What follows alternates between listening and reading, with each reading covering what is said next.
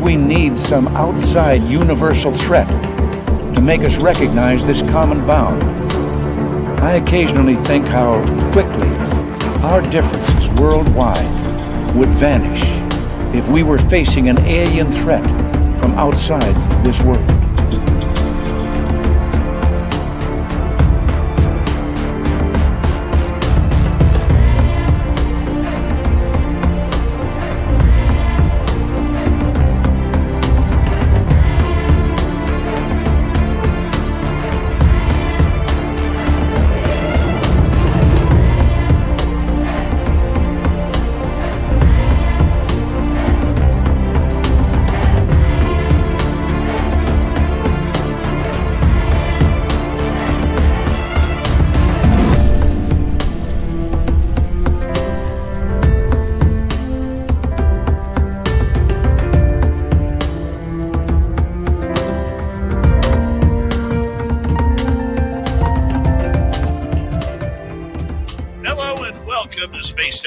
Tonight. How y'all doing? One day away from the weekend, and we got a power show for you tonight. Dolly Safran will be here talking about her lifelong ET experiences, and Dirty Filth is back for some more cartoon art that he'll be drawing during the show. But first, let's say hello to everyone in the chat room, shall we? Let's do this thing. Race fan in the gold medal position. Roy Boy takes home the silver, while Awesome Man B brings home the bronze medal tonight. Jeffrey DeRuin, how you doing, man? Michael Morris, Obi Flett, Mama Susan, the scowling Greg O'Brien. How y'all doing? Thank you for joining us. Mickle Pickletoes is here from Australia. He'll be signing autographs after the show. Just don't look at his feet, people. Don't look at his feet. All right, Simon Condon. Mick will be line up to the left of the studio, if you don't mind, for Mick. To the left of the studio. Simon Condon, how you doing? And Penman, Awesome Man Palmer, Mennonite Abe, good to see you all. Be More Dan is here. He'll be signing autographs after the show as well. Line up to the right of the studio for Be More Dan, to the right of the studio. The gorgeous lawnmower girl is here. And who else is joining us tonight? Simon the Dogface Boy. Hallie, how you doing, guys? And the gorgeous Kathy Evans. Simon Condon, good to have you again. Vash the Impaler. And Kentucky Robert is back. And who else do we have here? Well, there's lovely Lisa Compton. And Robert Garcia. Kentucky Robert. Right there. Dirty Filth. And I don't know why I'm repeating names, but I just am. Super Duke from World Bigfoot Radio is here. He'll be signing autographs after the show as well. Line up to the right of the studio, to the right of the studio. Asteroid, nice to have you here. The stunning Jeanette Sanchez, how are you? And Mr. Catfish, good to see you. Oh, there he is, everyone. Doug Shelby is here. The Doug Shelby has arrived. We can officially start the show. Bigfoot Rob, Dutch Hank, Black Dragon, Michael Kennedy, Millennium, good to have you all here. Thank you for joining us. And Ray from the UK, good morning to you. Actually, you're from the Netherlands. D. Cohen from DC, welcome back. The gorgeous Jenny, nice to see you. And Stretching Buttholes, you're back. Brazelhoff, Christoph, how you doing, buddy? And who else do we have here? The lovely Nikki, how's it going? And Evan Walters, good to see you. Chris.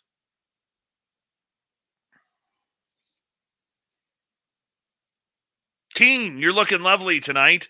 And who else do we have here? Neil Bauman, nice to have you back. The gorgeous Avi May, thanks for coming on in. And Smithy, thank you so much for kicking off the Super Chat tonight.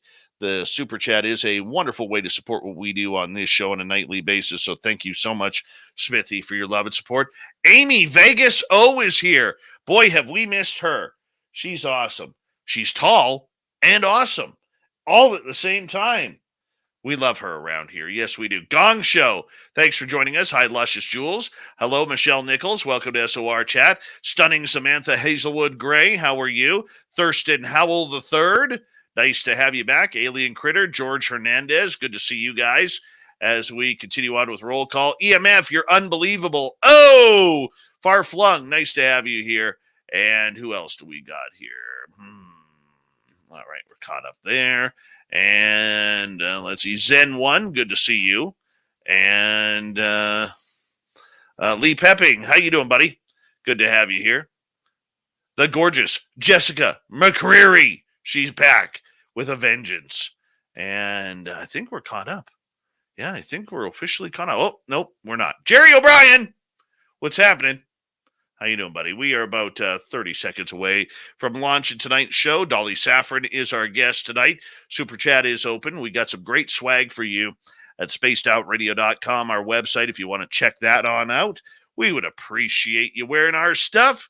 Yeah, we would. And you would look good, too. I promise. I do. And, yeah, I'm excited. Tonight's going to be a good show. I'm warmed up. I'm pumped up. And now I'm horned up. Let's rock.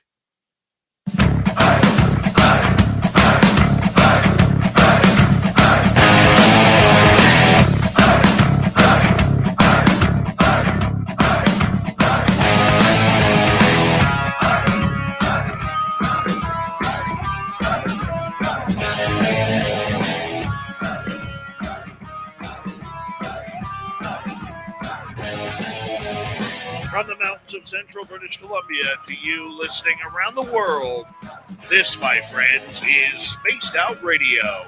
I am your host, Dave Scott. Sitting in the captain's chair of SOR headquarters, we welcome you to tonight's show on our terrestrial affiliates around North America, digitally on Odyssey Radio, TalkStream Live, and KPNL. All of our archives are free. Join us at youtube.com/Spaced Out Radio. Do us a favor, hit that subscribe button. You can follow us on Twitter at Spaced Out Radio, Instagram at Spaced Out Radio Show, and on TikTok at Spaced Out Radio. Our website is spacedoutradio.com. We have a plethora of features for you. Rock out to Bubblefoot. Read Shirky Poo's Newswire. Check out the swag as well. Tonight's show is brought to you by Chive Charities. Help make the world 10% happier by visiting Chive Charities today. You can find them on our website. We got a great show for you tonight as Dolly Saffron is here to tell her experiences of lifelong ET contact. Then in hour number 3, we have the Swamp Dweller coming on in. Super Duke brings in the Cryptid Report. I Got Dave 101, and Shirky Poo has the news. So, let's get to it. Dolly Saffron began her life journey already a generational contactee. Her father, an Airborne Ranger in the U.S. Army, was also a contactee from an early age. Growing up was challenging for Dolly as occurrences of disappearing from her home, psychic phenomena, and unseen friends caused anxiety for her mother. Until the age of 14, Dolly's memories were not fluid. She knew strange things were happening, but could not connect reality to them. It took a huge push to fight for her conscious recall to remain intact. After gaining awareness, her life took on purpose. Nursing began her journey. Then she began serving as a civilian worker in the U.S. Department of Treasury and also in the Army as a Department of Defense employee. Life changed those trajectories suddenly, and she was happy to become a zookeeper and an animal baby mama for a private zoo and sanctuary in Florida. This is awesome. All while being taken and taught by aliens. We're going to find out this story. I am just thrilled to have Dolly Saffron here tonight on Spaced Out Radio. How exciting is this? Dolly, thank you so much for coming on in. People may recognize you for being in our YouTube chat, but our radio land is getting to learn your story tonight. Thank you so much for joining us. Thank you for having me. I appreciate it. I'm excited. Okay, before we start into the whole ET woo, a zoo mama? Yes. For babies? A baby mama. How cute is that? When I was living in Pine Mountain, Georgia, I had a chance to, well, my whole family does animals anyway, and it's a family zoo that we had. And but I was up in Pine Mountain, and I started working for Wild Animal Safari there, and I started getting certified, USDA certified for certain animals.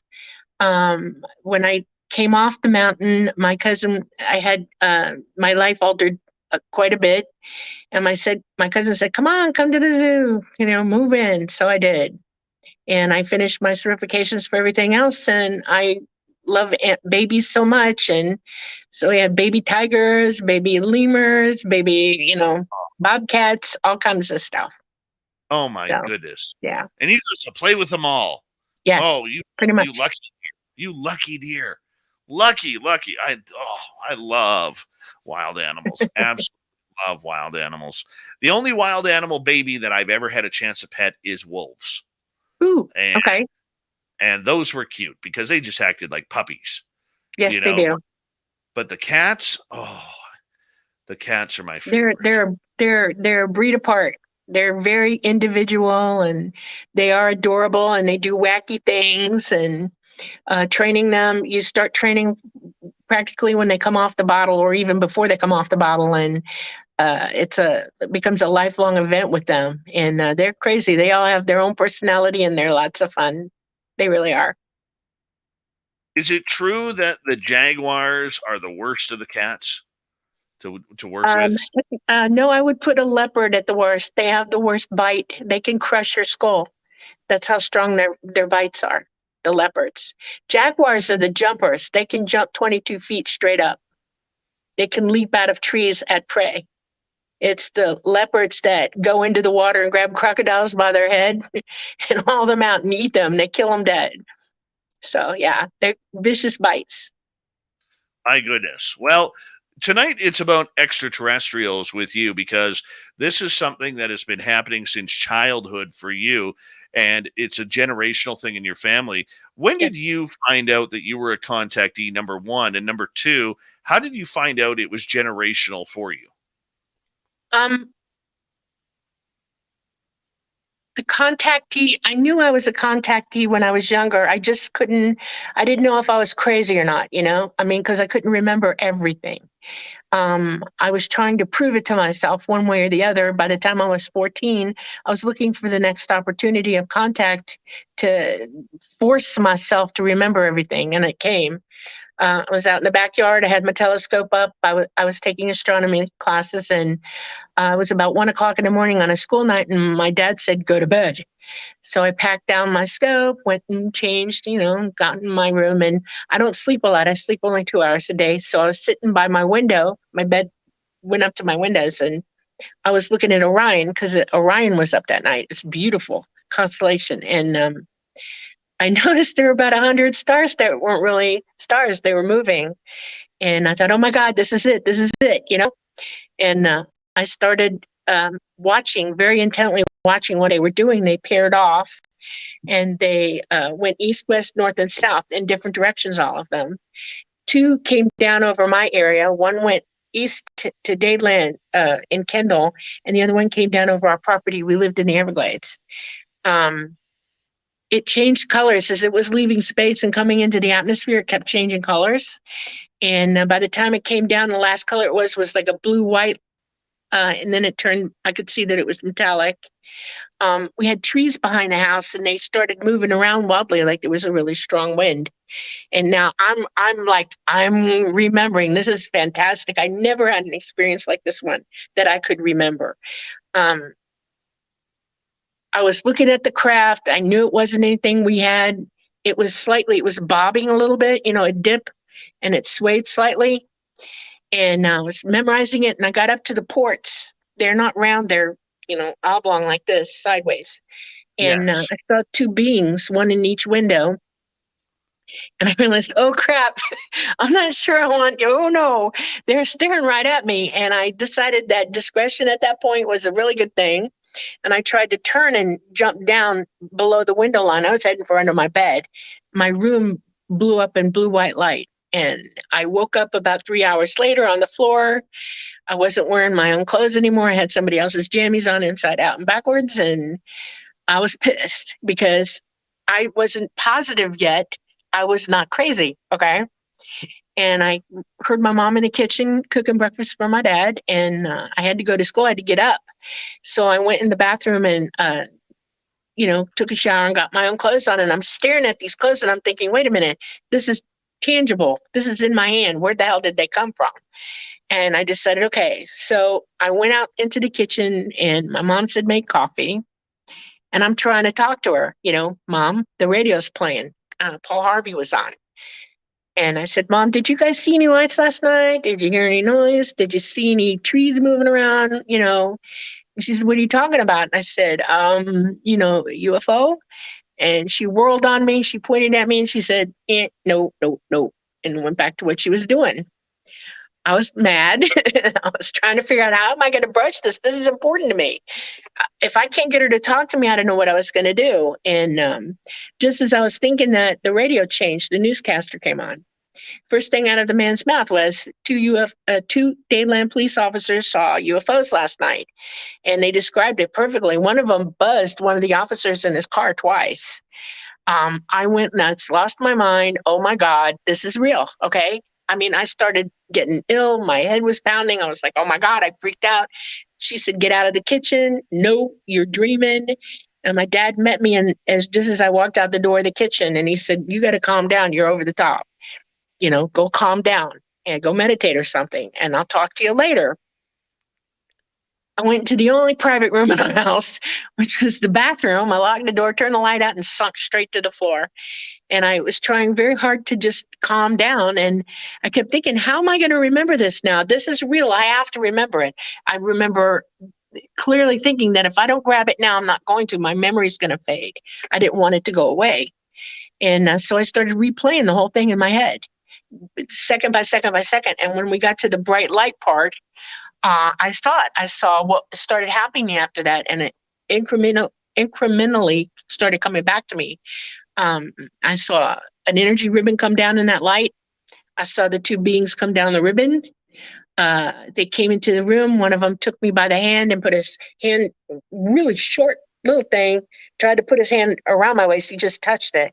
And they moved me to the ribbon, and he put my hand with his hand on it, on the ribbon. And I lost all weight at that moment.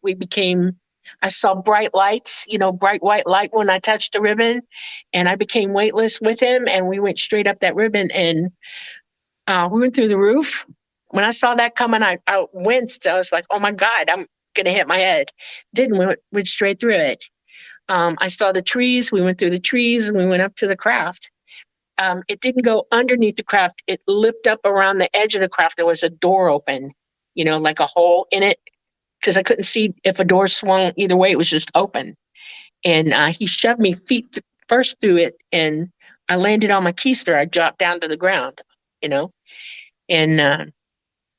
I'm like, oh my God. And then I realized that there's somebody sitting next to me, and I looked, and it was a tall gray. Her name, I call her Mama, and I instantly knew who she was. I remembered her from my youth.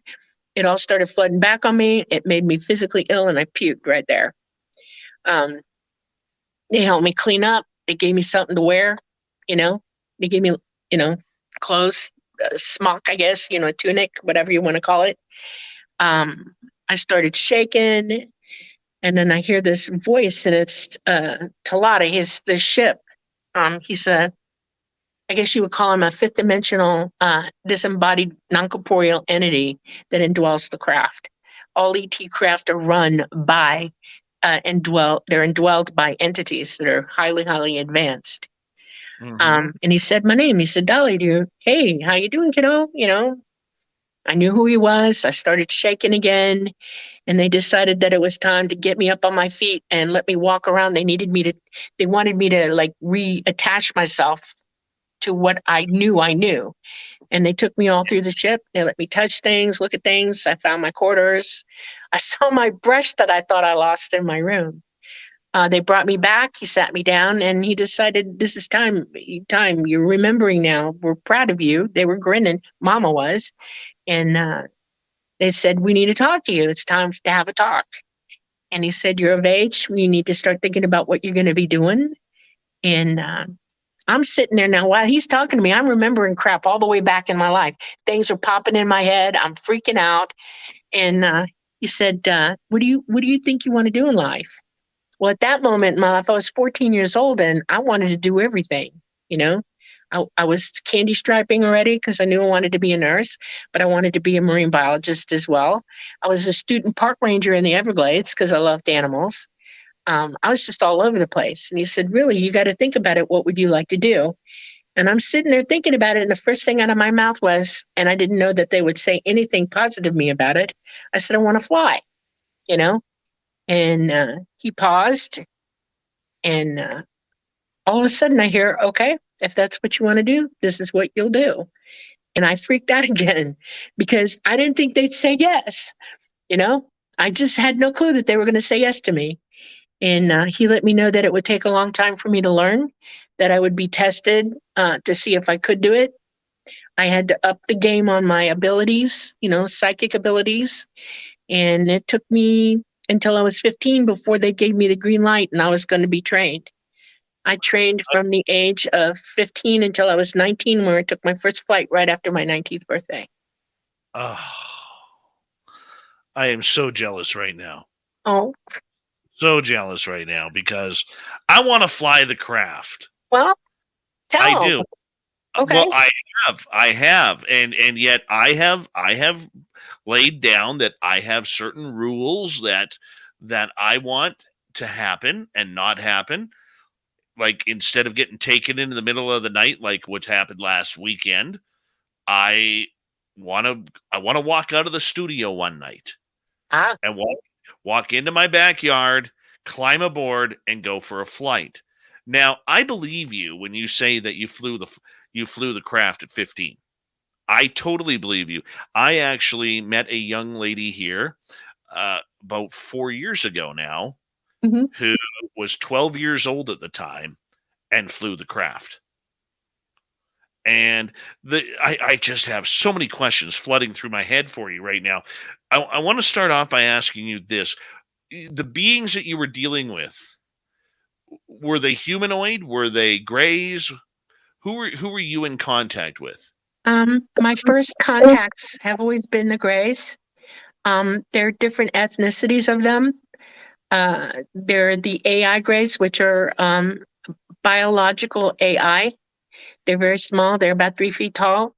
They're manufactured. They don't exist like we do. They're not conscious alive, but they do learn.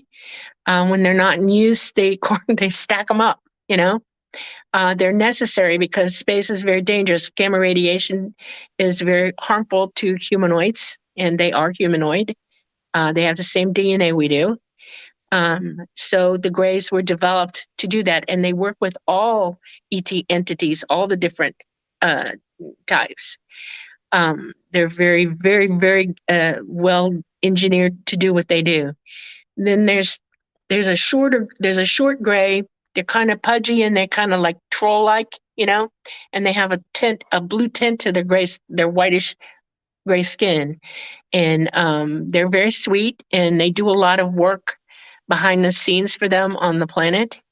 A lot of people do see them. I think Preston's sister-in-law met them when she was very, very young, and she drew a beautiful picture of them. And when he heard me talking about it, he showed it to me, and she got it right. It was exactly what they are. Her memory is incredible. Then there's, I call them the mid-grays. Huh? Yes. Sorry, go ahead. Please continue. Oh, there's the mid-grays. They're about 5 feet tall. They have 3 fingers, and they use a prosthesis on the end of their fingers to do fine work, manipulate. They are also very scientific, and they're behind the scenes a lot. And then they're the tall Greys.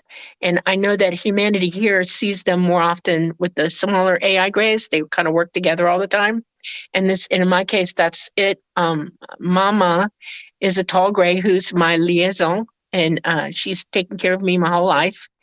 And she's about 800 years old. She's a little over 800. And I now look older than her. It freaks me out. It's a joke. I passed her by. I've seen other entities, but those are the main ones that I work with. Well, we should also clarify here that good friend of this show, Preston Dennett, is someone who is very special to you now and has been for the last number of months. And I got to say, when Preston speaks about this subject, it's good research. It's going to be a truthful, impactful story. So the fact that he has brought you out to the public and you two have itemized now, I think that's wonderful, by the way. Uh-huh. You got yourself a wonderful gentleman there. Thank you. I met him in 2016. Talata actually introduced me to him. He told me to go find him because I had been looking for a researcher to come out to back then, and I just wasn't finding, I just didn't know where to go, what to turn to, anything. And he told me his name. He said Preston Dennett. He's on YouTube. Look him up. And No, Preston's been vetting me ever since. It's taken him all this time to go through everything and, looking for proof. I've given him all kinds of, proof that I could, and that is awesome. yeah. Very cool. Very cool. And just a great gentleman, Preston Dennett, and author and researcher. You can find all the Preston's books on Amazon. I believe you're in the latest one, correct? Yes, Symmetry. Yes. Symmetry A true is your UFO adventure, yes.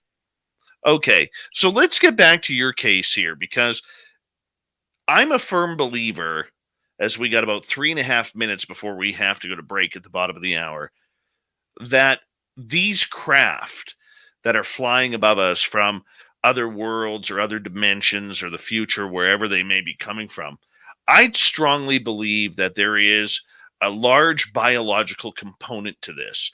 And what you said about the craft and how it kind of reacted to you and the beings in it, that really proves it to me that there is a lot of biology that goes into this.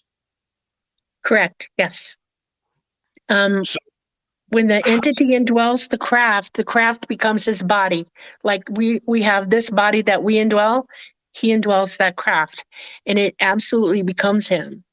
And when I fly, we connect psychically to one another in an environment where that facilitates it, and I can actually feel him breathing in it. He can expand it, contract it. He can do all kinds of things in that thing. He can light it up like a Christmas tree. The skin on the craft inside and out is like cuttlefish.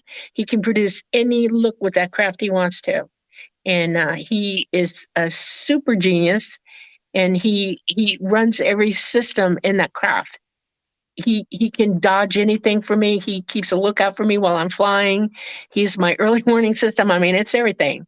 If anything ever happened to me, he can actually take over and fly himself. So. wow. So how the grains you were dealing with, they are very friendly and very positive towards helping you and potentially others as well. Yet many of us seem to have encounters that aren't so kind. Do you feel a little bit lucky that they have given you all of these breaks that you've kind of wanted to have? It's I'm not sure I would call it luck. What I've experienced, my experience through all of this and working with humans on board craft, which I do, um, uh, it's like you're living here, and fear is a big thing for human beings. We're taught to be afraid of everything. We're taught to question everything. We're taught to have doubts, everything. We don't even like doctors here. You go to the doctor as a nurse. I can't tell you how many times I've been attacked by my own patients. Okay, don't touch me. Don't this. Don't that. You're hurting me. Ah, and it happens. Humans react this way. They are examining people to help work with their genome. We have a serious issue right now. We have too much gamma radiation coming in on us, and they're trying to bolster us up and hold us up because our DNA is breaking down. That's why there's so much more cancer. There's so many more mental illnesses. I mean, the list is long and distinguished at what's happening to the human genome right now. And they're trying to keep us going. That's what that is. They're checking up on humanity, and humans don't see it that way sometimes, and it freaks them out. They're terrified, and they react very badly. So their memories are going to be negative.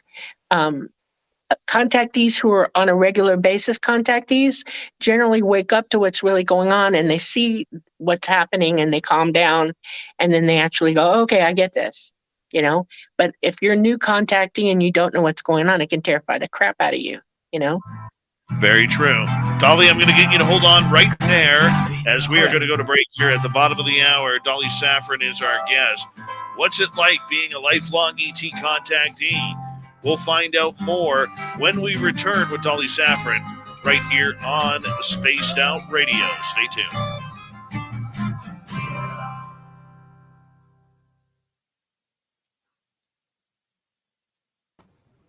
All right, we're clear. I need to get fresh water, Dave. All right, you go get fresh water. Let us straighten out your picture so we can see it first, because I'm going to put it big.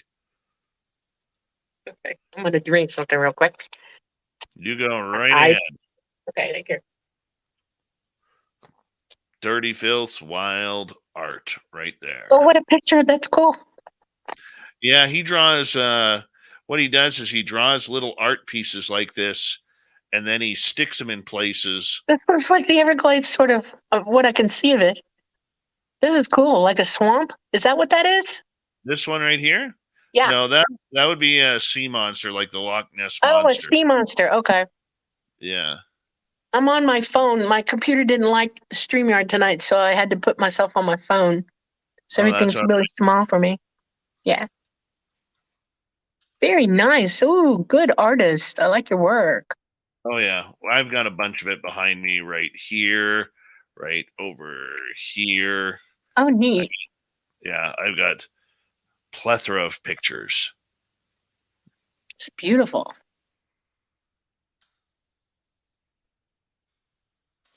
Yeah. That's totally cool. I also noticed you like Marvin the Martian. Oh, yeah. My son-in-law's into that. Yeah, I have a few. I still have most of my collection in boxes. Yeah. Yeah, my son-in-law too. It's everywhere. Really cool. Mm-hmm. All right. Hey, Mestzo on Twitch, how are you? Superknower, how you doing? Sean G, nice to have you here. Richard Elmore, good to have you back. And Nerfed, welcome on Twitch. Thank you for joining us. And the lovely and talented Katie Moonbeam Page. Neil Bauman, nice to have you here. The gorgeous Cryptid Huntress, Jessica Jones. Drew Morris, nice to have you here.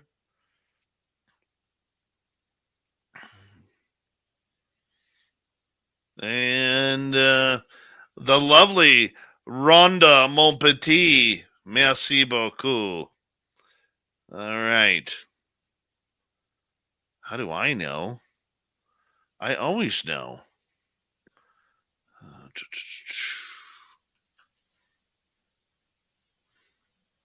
Let's see who's chiming on in here on the live feed.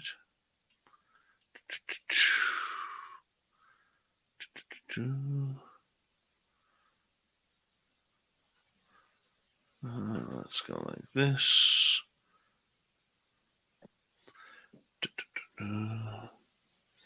All right, we've got a couple minutes left. No problem. Have you ever seen a gray with bright green eyes instead of black eyes? Like yeah, this, most grays either have green or blue eyes or blue-green eyes. like The this dark lenses are lenses that they put in because like they're this, light sensitive. like this kind of green that's on the screen right now. I don't think so. Okay.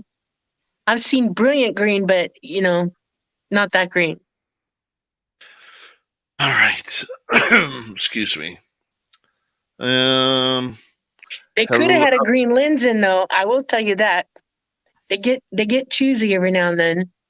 As long as it's blocking the majority of the light rays coming in on them, they'll wear it. I mean, we have lenses that are different colors too. Yeah, I could see that. All right, there we go. And we got about 1 minute here. Hi, Dirty Filth. Hi, Dave. I gave the cat some snacks as well. Well, you're a snack cat kind of guy. Pendulum, how you doing? The gorgeous and stunning Sonia's News. How are you tonight? The lovely and talented Simply Coco, please tell us what the drink of the night is. We'd appreciate that. And Mad Magnetic Universe, how you doing? Stunning Pam Smith. Human Carl's here. Human Carl, everybody. We would like Human Carl around here. Thank you to Victor and Smithy for the amazing super chats. It's a wonderful way to support this show on a nightly basis. So thank you so much. Here we go with the second half hour, everybody.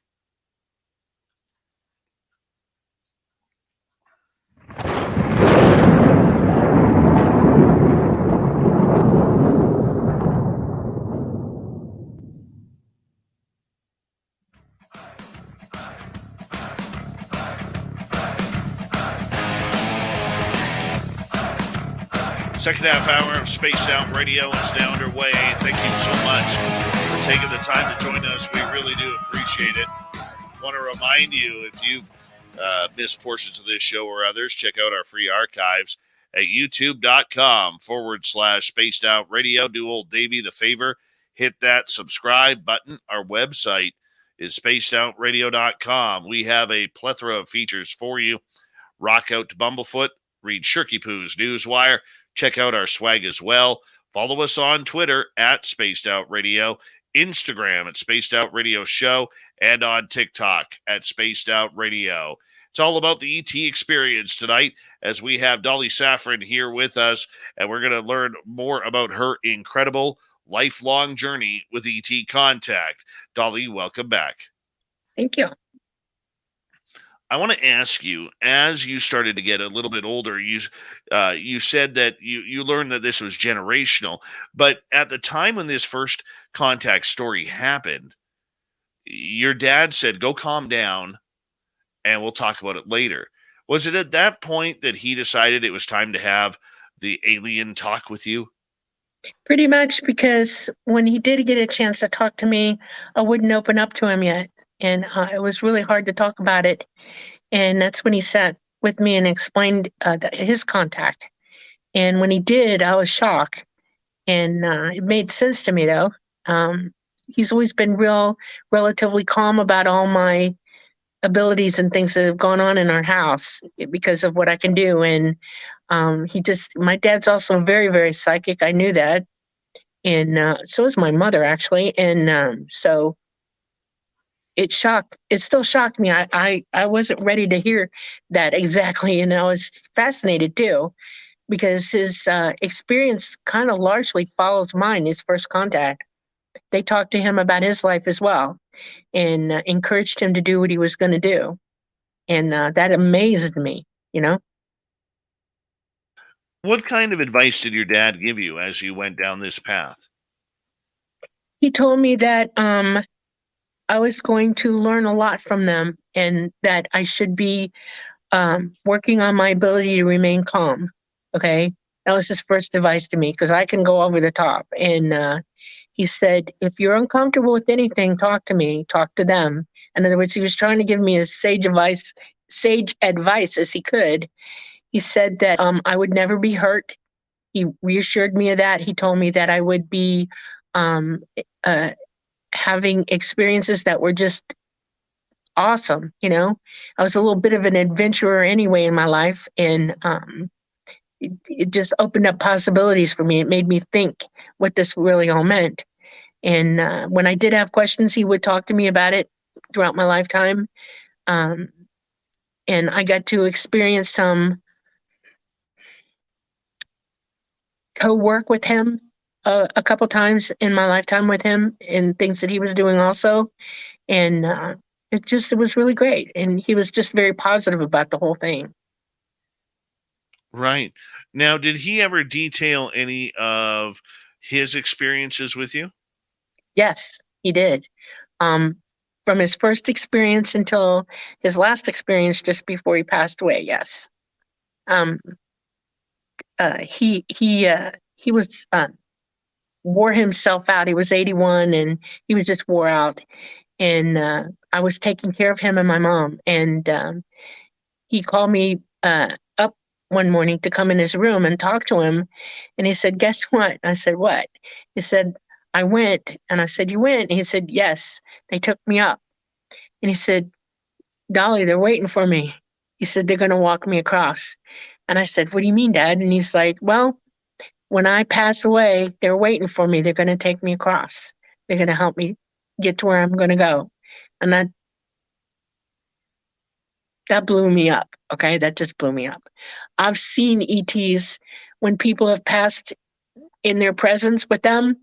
They actually can facilitate you to not be confused and get you on the path to where it is you're supposed to go. You go to the upper realms, you leave your body and you move on, and they help you. They kind of make it interesting for you, and they don't leave you. It's like they feel like it's their job to help. But in this case, it was more motivation and excitement because he knew there was more to it. Yes, absolutely. It was very exciting. Wow. That is incredible. How did that calm your nerves? I've always known that there's something beyond this realm, beyond us, beyond the physical. I started OBE when I was probably about 7 years old, and I did it spontaneously, and I've just been able to do it my whole life. I can also remote view from a young age. So, yeah. I was glad for him. I knew that it was time, and I would see him again, and I still see him. He does come visit me from time to time, He has a weird little habit right now. I have a huge family, and when somebody's going to pass, he will come to me and let me know something's about to happen. He'll almost allude to who it is. And it was a shock. My brother died of COVID a year ago. And just before he passed, he came and got me in a dream, actually, a lucid dream. And he showed me everybody in the family that had passed sitting at a long table. And there was a placemat and a setting right in front of me and a little place card, and they're all grinning at me. And this was before my brother even got sick. And I looked down. I thought it was going to be me. I mean, what would you think? Right? And I looked down. I looked at the card. And it was my brother's name. And I was like, oh, no. And then my sister-in-law called me a couple of days after that. And she said, Bob's got COVID. And here we go. And it got him, Oh, darn it. Yeah. So, but it doesn't hurt me or anything like that. I mean, this is a way station we're in. We're only here for a short while, and we all really are connected to one another. We're all part of the same thing. We may have different experiences or different lessons to learn, but we do go to the same place. So do ET. They're part of us. And so it's comforting to me, The abilities that you have gained and you have honed over the time, do you think the abilities were given to you by them, the extraterrestrials, or are you just an in-tune human being? All human beings have these abilities. You are innately born with these gifts. I'm just using them sooner than a lot of people. I was in an environment where I was encouraged to do so. They didn't give me anything. They taught me or helped facilitate my awakening to it very, very young. If you had been raised in that environment, you would be operating at the same level as I am. No doubt in my mind whatsoever. That's part of their message to humanity. You've got a pineal gland in your mind, and it physically looks like one of your eyeballs. I don't know if you know that. It's made of the same everything. It looks like an eyeball without the lens in it. And it is the connection of the transmission of your mind, your thoughts, the different frequencies to your body from your consciousness. Your consciousness isn't your brain. Your brain's just a computer that's where your consciousness is driving this machine you're in. And the memory it remembers only comes from your consciousness. And your pineal gland speaks to you through that. That's the connection. But our connections have been kind of messed up. And we've had too much negativity, bad food, bad air, bad water, and lots of violence around us. And it's just shut it down. And y'all can learn how to use it. There are ways. Okay. And that's the main body of their message. Wake up, let's go, Well, you know what? It is something that, more people are starting to open up today. They really are, Dolly. And I look at my children, they're all open. I know other people's children are opening up as well. So, I mean, I think that's just an evolution of society. to be honest, as we break a lot of bonds that were around for the last couple hundred years, if you understand what I'm saying with that. But Yes. for you with your contact, after you learned that your dad was a contactee and this was generational, for you, how did it go? How has your contact gone from there? Ooh, it is ongoing. I am mentally connected to Talata 24/7. I can hear him. He can hear me. Um, I live in duality. I've been with them so much and I've been here so much that my karma's kind of split. I learn lessons with them and I learn lessons here as well. I choose to be here. I could have left if I wanted to, but I love where I live here. I love the people here, and I want us all to do well. And I just feel like it's one of my jobs to just stay and work it out. Well, you wouldn't have met Preston then. True. It's very true. know? Yeah. Well, I want to ask you, how often are you taken? Right now I'm kind of stranded. I'm in what they call a sabbatical of time. ET's got issues with our magnetosphere right now. So I've chosen to remain still and not take the chance because if he crashed, it would be bad. But I was taken generally about 2 to 3 times a week throughout my lifetime. Sometimes more than that, it just depends. When we travel interdimensionally. And apparently they knocked her right off the channel there. So we'll have to wait for Dolly to come right back. I mean, the fact that she was breaking down how it's like to be taken and what it's like to be taken. I mean, there is this like gravitational pull that seems to pull you when they are around. It's almost like do you remember that ride at all the, amusement parks? It has so many different names like Gravitron or whatever, where it spins you around and around and you get sucked, you lean against the wall and you get sucked up by the G forces. That's kind of what it's like. If you've never experienced it, you literally grab that G force, and it's like they are pulling you with that, and you cannot get away. It's like being zapped in the back by Spider-Man, and he starts pulling on the web to pull you closer to him. You have no choice. When they say it's time to go, it's time to go. It doesn't matter whether you want to stay or not. And that is the immediate truth to that. And it kind of sucks because for a lot of people out there, it's scary. It is intimidating. It leaves you out of control, which is something that, for us humans, we all want to be in control of our own situation. We all want to be in control of what is happening to us.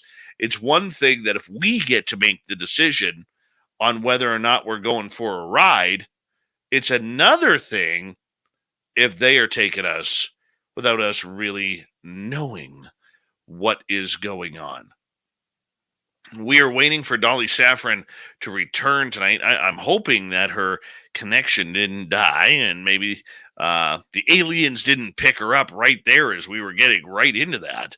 But she will hopefully be back momentarily, and we'll be figuring out what's going on there. But we will continue on here with the contact realm. I mean, let's face it, people. I mean, that pulling sensation that you feel, that gravitational pull, I mean, it's hard to fathom what that is like going through it. Matthew says, Dave, they cannot take us from our house. That's a part of the deal. Outside they can. Well, I would like to know how I left my bed the other night then, because I just wasn't there. Nope. We got Dolly back here. Dolly, welcome back. Did the aliens take you there? No, my phone overheated. Oh, no. Yeah, I know. It really made me upset. I was like, oh, crap. Here we go. I may jerk around a little bit because now I got to hold it away from my computer. I was using it for a prop. That's okay. That's okay. I mean, continuing on with the feeling, as when you were gone, I was kind of explaining the whole idea to our audience about what it's like to get taken up by a craft, and it's almost like that gravitational pull that you would feel when you're on that amusement park ride where you lie against the wall and it sucks you Oh against the yeah. wall, the G Yes. forces that go along with that. I Right. mean, I just had that last Saturday and I'm still not used to it. Is that kind of what was happening to you when you Yes. got You feel like you're being hauled up. That's exactly right. You're weightless and something's got you and it's taking you up. Yep. and no matter and the more you fight it, the more you go into like this slow motion of everything that's kind of going on. Yes. Weird. Absolutely. Yep. Yeah, I just go with it now. I'm a real easy cheese balls, you know. I do really well with it. So See, I'm not there yet. I'm not there yet.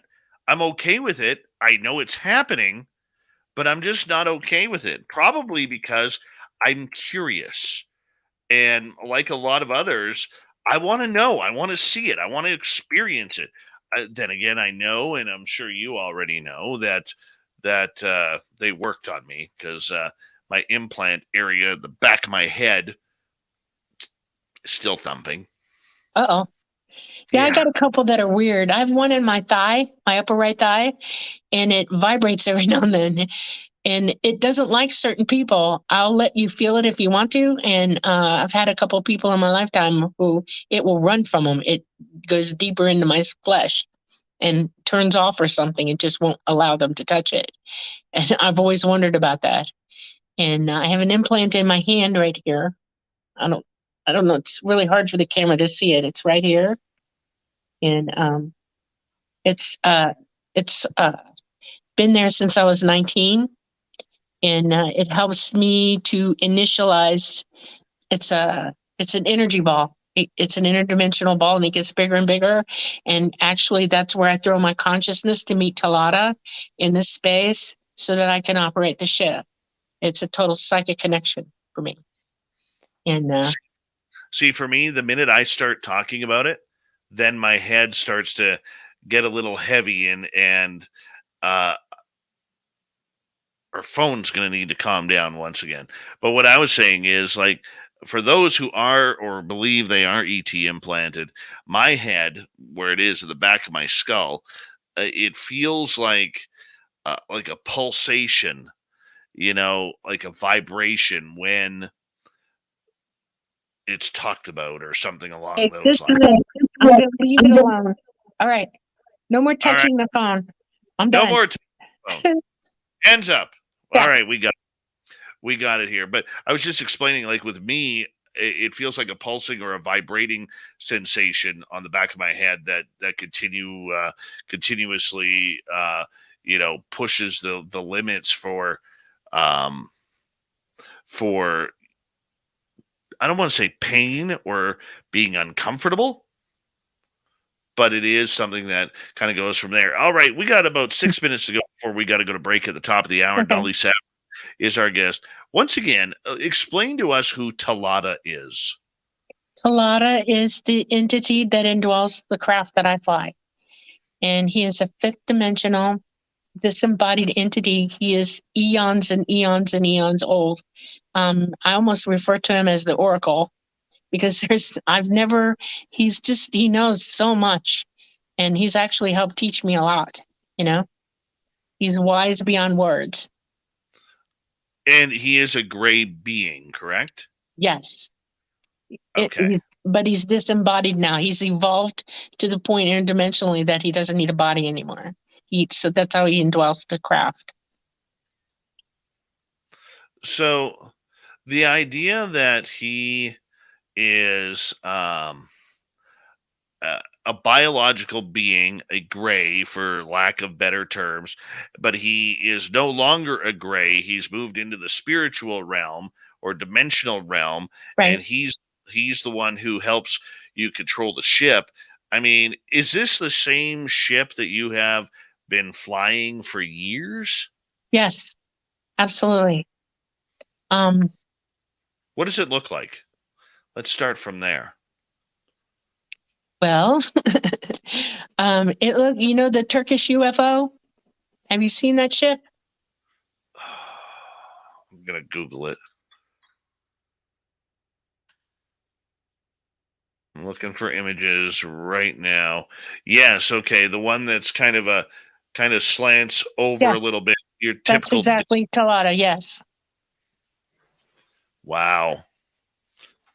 I've never seen one of those ever. Did you go to the UFO MegaCon in 2021? No, I was not there. I think I sent you a picture of what I got there. That was Talata. That was him. He showed up. Really? Yes. He let me take pictures of him. He knew the book was about to come out, and I was complaining bitterly that I didn't have enough photographic evidence. And he said, "Okay, we're going to start giving you some," and they did. Incredible. Incredible. So, the fact that he will be that generous to you, does he have other underling gray aliens that help him out to get contact with you? No, he directly is connected to me. I can remote view him at any time mentally, and he's somehow the psychic link is very strong between us, and I can call him up anytime in my own mind. So if you were to call him up, say, what would be the reasoning for calling him up? I mean, just to say hello, how's your day going? Or where are you? Or I keep up with what's going on geophysically with the planet, and I keep up with what's going on in our solar system and our galaxy, and I have friends, better grays and other types of entities, and so if I'm not keeping up with what's going on around me and that sort of thing, sometimes I'll ask what's going on with them. What are they up to when I'm not with them? They keep me abreast of what's happening constantly. okay, how long has Talata been coming to this planet? Probably in one form or another for about, I know that he was working with humans on Mars, before we had the big calamity with Mars. And I want to say 500 million years, maybe about maybe even 1 billion years. He's Something that like old. that. Yes. Oh my. So he's been around quite a while here. Yes. And He the actually fact exists outside a timeline. He isn't in the same timeline with us at all. When I say fifth dimension, I mean he is outside our timeline. He sees everything forward and backwards. It's amazing. oh goodness. How many other humans is he working with? Probably 3 or 4. I know that when I'm not with him, he's working with somebody else. I know that there are others who fly him also. It's like a co-op. We all take turns. Wow, you get a timeshare with a UFO flight. Pretty much, yeah. When you're traveling or flying this thing, are you allowed to go anywhere that you want? No. I have missions that I fly. In other words, I have things that I'm scheduled to do. We retrieve, contact different people that we work and guide over, and so I do a lot of that. And sometimes I help transport beings back and forth across, our galaxy, and sometimes into the universe itself. We're moving animals all the time, plants, you name it. I mean, we're busy. They keep very busy. So 20 seconds left. Why does he need you to accomplish those missions if he can do it himself?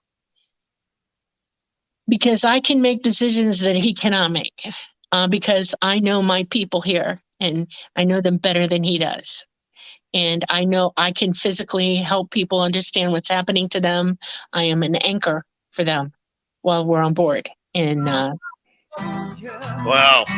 Dolly Safran blowing us away tonight on Spaced Out Radio with her ET contact. Would you fly a UFO if you were given an opportunity to do so? We'll find out. Dolly Safran continues on Spaced Out Radio. right after this.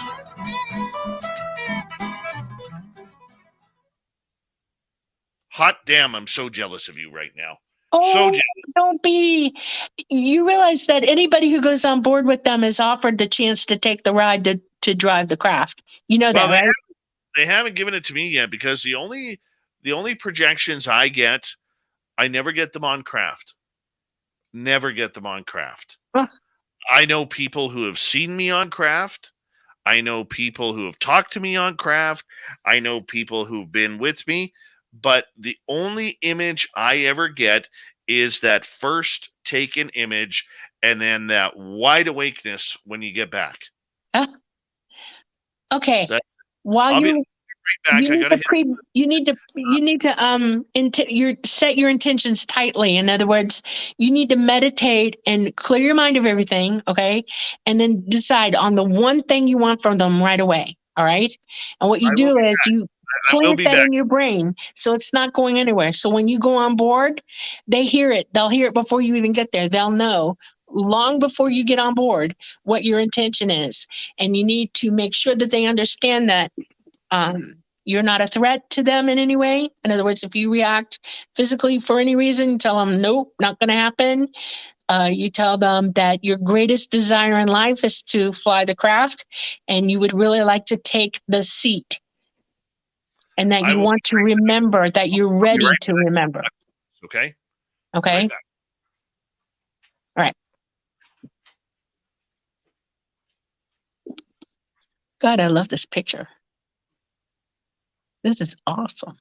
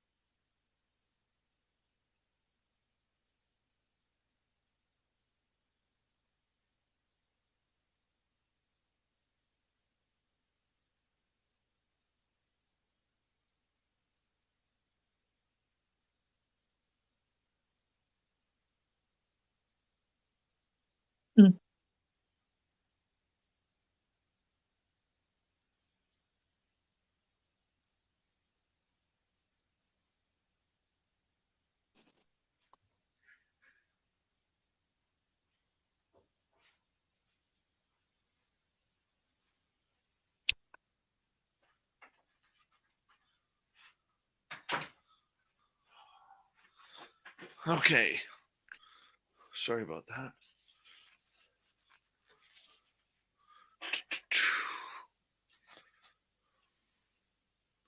Hi, Scotty Jensen. How you doing? Let's see here. So I have put out the intention, Dolly. I Okay. have, and it just doesn't seem. I always get when I am taken. I always get the feeling that no, no, no, I don't want to go. I don't want to go. I don't want to go. Feel the gravitational pull, Uh-huh. and then I wake up in bed. Except, except one time, I actually woke up 3 feet above my bed and That's happened fell to me. Yeah. Uh-huh. in my. Hi, Yeah. Alex. You hit the ground. Yeah. Boom. I want to ask you a question. Has Sure. what you do in this lifetime, what you're doing now is very important. You realize that, right? Mm-hmm.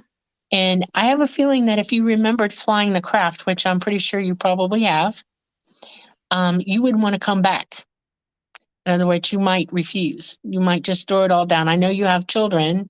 Okay. I'm okay with that. I'm okay with that.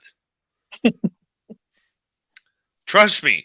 If Okay. I get to fly a spacecraft, Hmm. okay, I'm gone. Because all I wanted to do as a child was fly jet fighters. See, I was the same way. Oh my God, yes, I'm too tall. There's a height limit on jet fighter pilots for females, and I'm at the limit. I can't fly. I We also got tore my knee up when I was a teenager, and so I'm yeah, not qualified. we got 5 seconds. Hold on.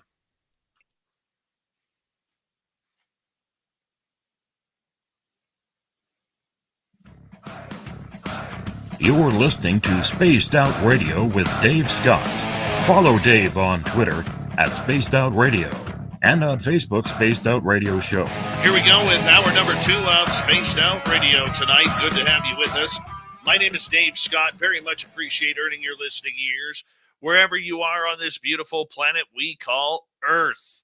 Hello to everyone listening in on our terrestrial affiliates around North America and digitally on Odyssey Radio, TalkStream Live, and KPNL. All of our archives are free. Join us at youtube.com/Spaced Out Radio. Do old Davey the favor, hit that subscribe button. The Desert Clam has set the password for tonight in the SOR Space Travelers Club. Tasenda. Tasenda is your password. Use it wisely, Space Travelers, as the Clam sets the password each and every night right here on Spaced Out Radio. Our website is spacedoutradio.com. We have a plethora of features for you. Rock out to Bumblefoot, read Shirky Poo's Newswire, check out our swag as well. Follow us on Twitter at Spaced Out Radio, Instagram at Spaced Out Radio Show, and on TikTok at Spaced Out Radio. We continue on with the amazing conversation we are having tonight with ET experiencer and contactee Dolly Safran as we continue on the show here, hanging on out with Dolly and learning about her amazing experiences about flying, actually flying in command of UFOs. Yeah, Dolly, thank you so much for joining us tonight. When you are flying the craft, and I know you have so much more to talk about, but I'm just fascinated by this. When you are flying the craft, are you in a seat? Is it like the movie Flight of the Navigator? Or are you standing up at a panel? Where are you in the craft while this is happening? I'm on the deck that they call the place of movement. That's how they think about it. It would be a flight deck, but it's not like anything you've ever seen. I have a command chair that I'm in. It is made to keep me from being electrocuted. I have grounding under my feet. In other words, there's 2 pads that I put my feet on that help ground me and out from being, pulverized with it. And it's a seat that it fits me really well. I think that it molds to me when I'm sitting in. On the left side, there's an arm that comes up over the back of the chair, and the ball is held in suspension over my head. And then I lay my left hand down on a pad that helps with the grounding, and then my right hand I put toward the ball. I don't touch it, but I guide it. Okay, and but I'm mentally connected to Laura in that environment in there. I remote view into that ball, and he's there. He meets me. I can actually feel what he feels at that point. because we're totally 100% connected. The synapses in our brains are in sync with one another. So if he's thinking it, I'm hearing it, and if I'm thinking it, he's hearing it, and we physically react to it immediately. That keeps us flying, and it keeps us safe, because at the speeds that we travel, it could be bad. We're riding on magnetic field guidelines around this planet. Every planet you go to with a core that's magnetic, it builds a magnetosphere around it. And the planet's filled with tons of magnetic energy that we ride. We sort of surf it. And he has to be on top of that. I have to be on top of it. And anything coming at us, if a line moves or we lose cohesive energy with it, contact, it could drop us like a fly. That's why they crash. Sometimes the field line just suddenly disappears and the crash will go down. There are ways to stop yourself from going down with it. I've been trained not to go down, but it can happen. Nobody's perfect, and it has from time to time. Right. So do you go on training flights every now and again, or are you strictly about doing these missions? I trained for 4 years to fly, from the age of 15 all the way to 19.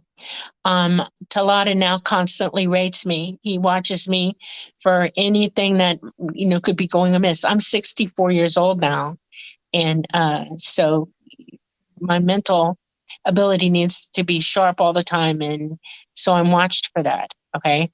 I know that there's going to come a day where I will step down eventually, and but I've had a wonderful ride until then. I'm pretty sure I'm going to be around for the next flying for at least 3 more years, and I'm very strong still. I'm very capable. My memory is really good. I have an eidetic memory, and I always remember where I'm at. So, but yeah, I'm rated by him. He watches me like a hawk. So, Do you ever get to go to other planets, other areas of the solar system outside of our galaxy? And yes, if so, how do you get there? we travel interdimensionally. We open a light gate or a light door, and we go through it, and we can travel hundreds of millions of light years in this less than a second. And the door closes, and then we're where we're at, and then we open the door back up again to come back. So This is if I'm correct on this, it's kind of like what you see in Star Trek, where when they go into like that warp hyperdrive speed, where all the stars all of a sudden become like a white tunnel. sort of. We build the energy door first. It's a light door, and it's a dimensional doorway. In other words, a gate where it starts to flow into our dimension. You can see it. It's actually, you see it opening light, and it's spilling into our dimension. And then we rev up, and we speed through it at very high speed. We're probably going about 27,000 miles an hour when we go through it. The bigger the door means we've got more craft behind us to go. The smaller the door means there's only one craft going to go through it. And it pretty much takes us through. You go from being 3D to 12D. You literally explode into interdimensional space. You leave time, space, everything. It's really, really very cool. Dolly Safran is our guest tonight. We got some questions from our audience here. We're going to start off with Donnie here. When you're flying the craft, do they give you access to weapon systems? Also, how does the propulsion work? Okay, there are ETs don't generally carry weapon systems with them. They're capable of wielding energy in a way that you wouldn't understand. They are that advanced. They don't need to have guns or lasers or any of that. Okay, what they're capable of doing though is manipulating the environment around them and all light around them, and they can stop you in a myriad of different ways of attacking them. They will not attack back. That is not how they operate. They do not attack ever. They are progenitors. They are parents. We are who they are, and they are not going to hurt us. If they've ever been in a situation where they had like something huge coming at them in space, they can push it away they have a graviton wave that is so powerful that they can push anything out of their way. In other words, they can move you across space in a matter of seconds with that wave, and you can't fight them at that point. You're done. So is the object. So that's how they operate. What was the other half of that question? Oh goodness, it was what about the propulsion systems? They have two types of propulsion, or that run their technology. One of them is a type of nuclear. It's more advanced than we have on our planet. It's a different nuclear element that they use. Lazar was right. It's element 115. When it burns, it becomes element 116. It has no half-life, and it's totally absorbed and used. There's no garbage left afterwards. There's nothing to get rid of. They use very small amounts of it. It's so powerful that it produces what I just said, a graviton wave. It's immensely powerful. When they're traveling through space and going through interdimensional doorways or doing anything that requires that much power, that's what they use. Coming into our atmosphere and coming down to our planet, they have to cool down. They're very, very hot. They're so hot, you see them burning white. That's pure plasma enveloping them. It's everywhere, okay? They have to cool it down because the radiation coming off that is so intense it would fry you in seconds. So they go to batteries after that. And they have huge batteries on board, and they collect energy in them in a myriad of ways. And they go to batteries and they spin a little bit and let the body of the crafts, it's not just the body, it's the graviton field that they're in as well has to cool down as well. And once they get to that point, then they can come down. The only difference is that they're still emitting EMPs. The engines create an electromagnetic pulse. And that's why people's cars turn off and lights turn off and all that kind of stuff. That any electronics just go when they're too close to you, because that's the nature of the craft to do that. All right, Neil is asking, do you have any missing time events? Do you get marks or symbols left on your body? I had missing time when I was young. I mean, I was, not remembering everything. So yeah, you can consider that missing time. I have two events of missing time as an adult since I've reached full consciousness, and they were both so that I could be implanted. One of them was my hand implant, and the other one was I have a nasal implant. I pulled one of them out on my own. I'm a nurse. I'm not afraid of anything. And so I pulled it out, and that was a no-no. And they knocked me out to put it in again because I would have fight. I'm like every other human. If you mess with me and I think I'm not going to like it, I will tell you no. So they put it in. It takes care of me, that implant. This one that's in my sinus monitors my, if anything happened to me, they would know it instantly. It monitors my body systems. It knows my heart's beating. It knows I'm breathing. It knows my well-being, that kind of thing. The one in my thigh measures more of toxicity levels in my body. It knows if I'm, eating the wrong things, if I've come in contact with a chemical or something, it lets them know that I'm in trouble.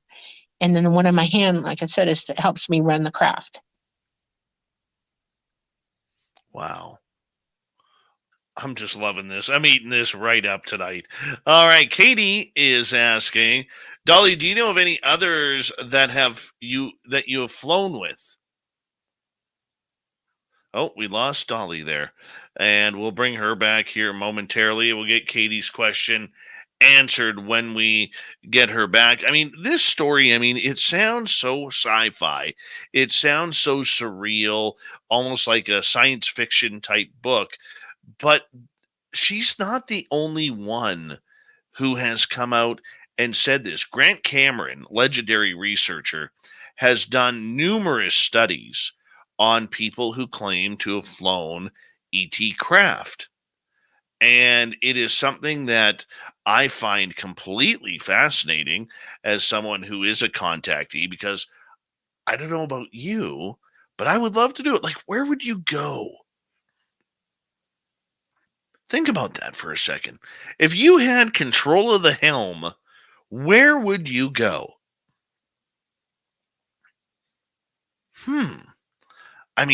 Wouldn't it be great to pull up next to the rings of Saturn? Or maybe go see what's on the dark side of the moon?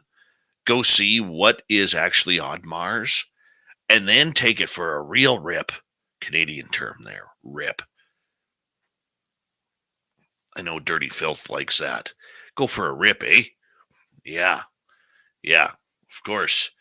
Yeah, you can see the hand motions there of Filth on the. There you go. Where would you go for a rip, man? I would totally go out. I would hit some of the constellations. Seriously, what does it look like from the Big Dipper? What does it look like from the Pleiades or Orion's belt? Are there signal lights? Do you get ticketed if you make a right turn without stopping? This is stuff I want to know. This is stuff that I would be totally intrigued with learning about. Totally intrigued. And, here, somebody like Dolly, she Damn gets... phone, it's overheating like crazy. I don't know why. I got an ice pack on it now. All right.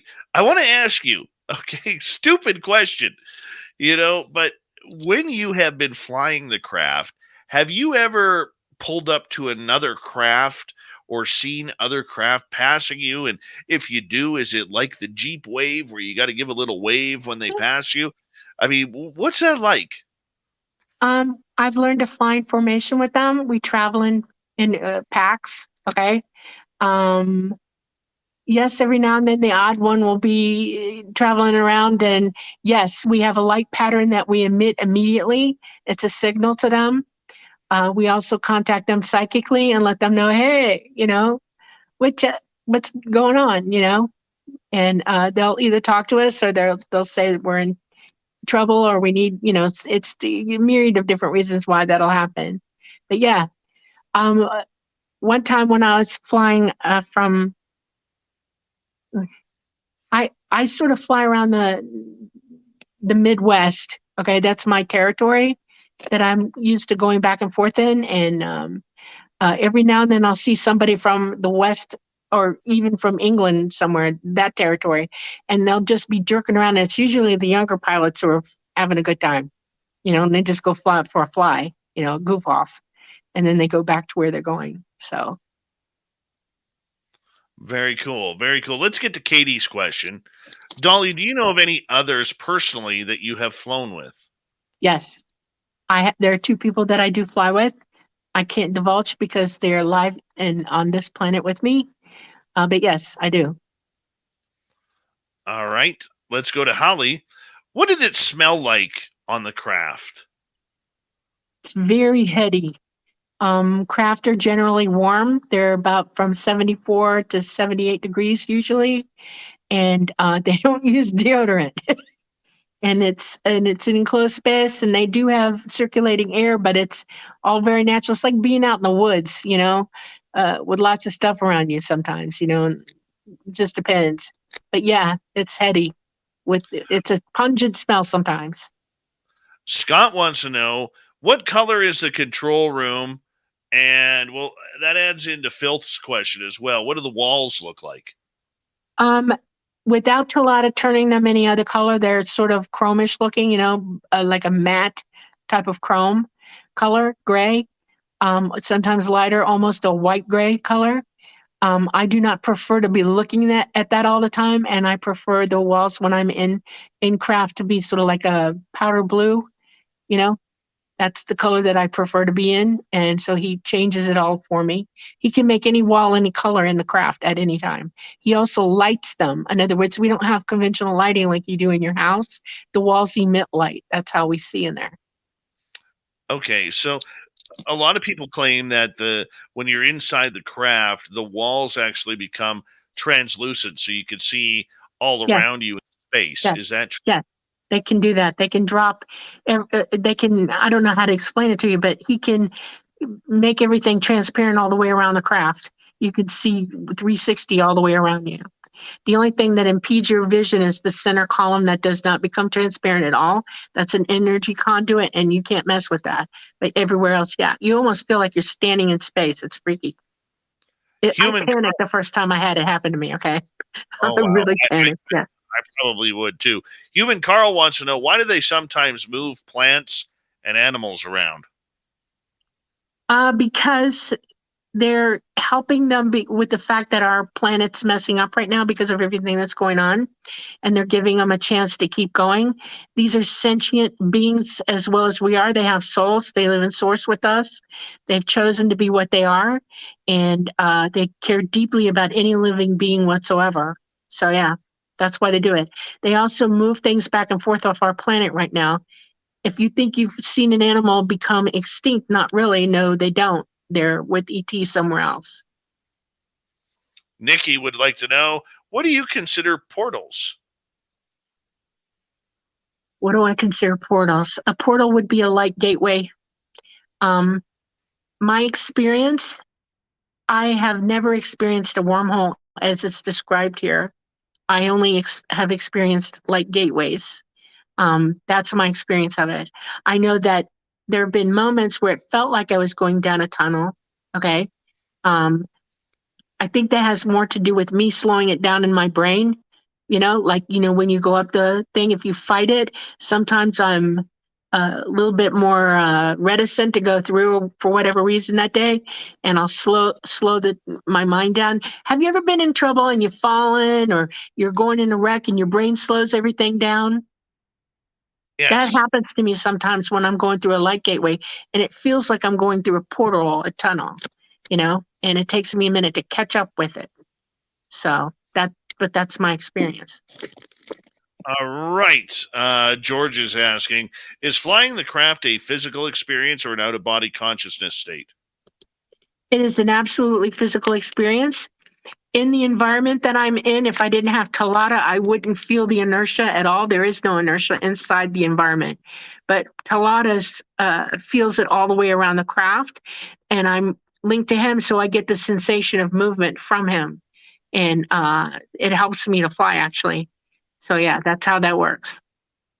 If at the speed we go, we turn on a dime, it would rip my brain right out my ears. So, yeah, I'm in a protected environment, so...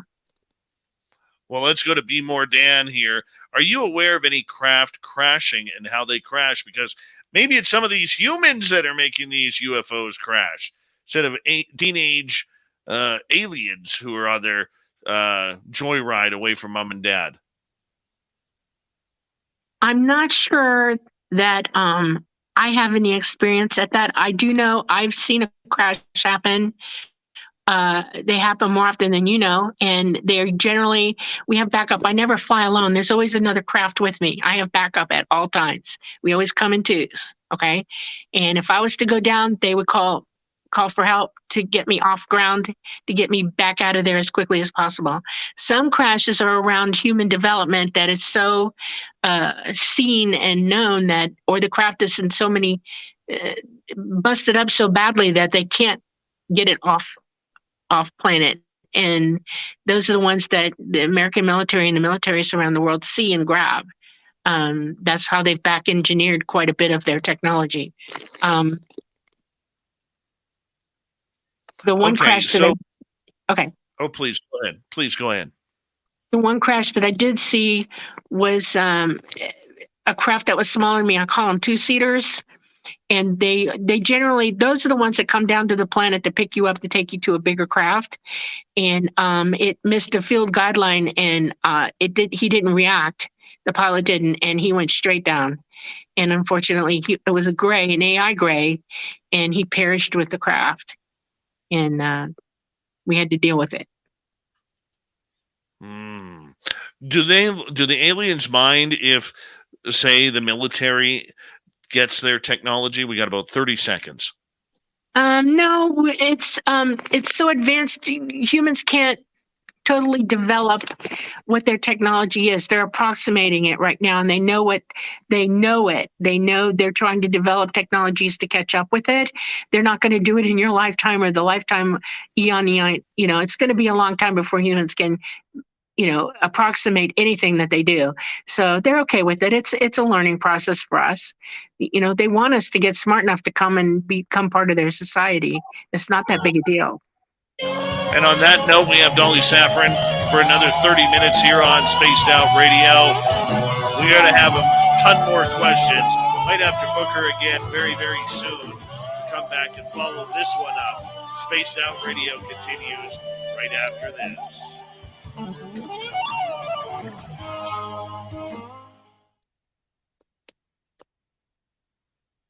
All right, there we go. I have audience. Thank you. You guys have loaded me up for questions. Dolly, in the next half hour, we got about 12 questions for you. We're going to try and get through them all, but there might be some audience that we do miss, and I apologize. But this is just a wealth of information. And Dolly, if you would like to come back next month as well, if you're free, we'd love to have you back and finish this. Okay. What dates are good for you? Oh, let me think. This is June. It would have to be the second week in July sometime. Second or third week. Could we do July 14th? That's a Thursday as well. Sure. All right, I'm putting you in. Send me an email so I can mark my calendar. I will do that. Okay.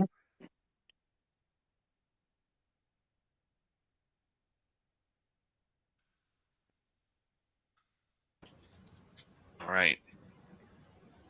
There we go. Show, Dave. Dirty Filth, you heard Dolly. Dolly. Send her an email and reminder for July 14th on the calendar, if you don't mind. I can do that. That's why we love you, Dirty Filth. Not only are you an artiste, but you are a gentleman and a scholar. Wow. A lot of books. Mm-hmm. Dirty Filth has lots of leather-bound books on his bookshelf made of mahogany. Ooh, that's nice. I love mahogany. My bedroom set's solid mahogany. I love it. Yeah, mahogany is gorgeous. It is gorgeous, especially when it's made into Les Paul guitars. Ooh, that's nice. I like guitars. I play the guitar. I'm watching my son learn how to play guitar, and in like the last 3 weeks, he's gone from like here to here, and nice. And it is just absolutely amazing, and he's getting so talented. I just sit there and smile in awe. Just smile in awe. His teacher's just starting to teach him. My son is 8, and he's just starting to teach him finger tapping on the fretboard. Yes. And it's like, wow. Just wow. That's amazing. That's absolutely amazing. They're they're such sponges, you know, and their brains are very fluid, and they have the ability to just take it all in, you know. Oh, I know. It's amazing. It's phenomenal watching him, and you know, he is just grasping it, and his teacher just keeps throwing it at him. He's like, "Hey, if he's gonna play it, I'm gonna throw it at him." That's right. Like, okay. Keep challenging him. That's right. Absolutely. It's so awesome to watch, though.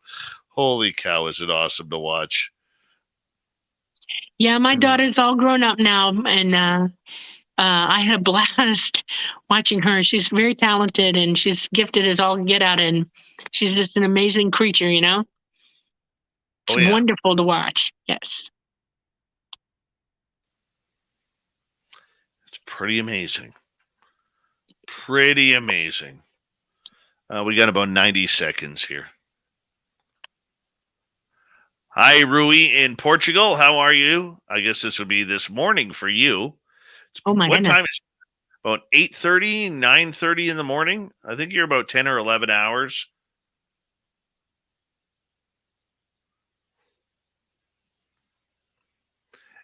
That's amazing. Dogface Simon, if my boy is selling out shows all over Canada and the world, I'm going to be a very happy man. Very happy man. I just want to ride in the tour bus behind him. Help him out with the groupies. I already told him that. I'm teasing. I have not. All right. 1 minute.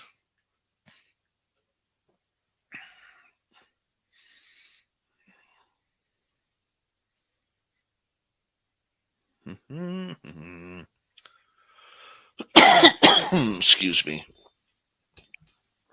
Would I take my boy along on a craft if you wanted to go? Yeah. Yeah, I would. For sure. Taking my daughter. Okay, Nick, Mr. Klaus here, a.k.a. Dirty Filth, he has emailed you about July 14th. Thank you. Appreciate that. All right, and we got about 17 seconds. Thank you to Donnie, Andrew, Victor, and Smithy for the amazing super chats tonight. It's a wonderful way to support what we do on this show on a nightly basis. So thank you so much. And let's get going here, guys. Second half of the show starts right now. Dave, I'm going offline here. Done cooking.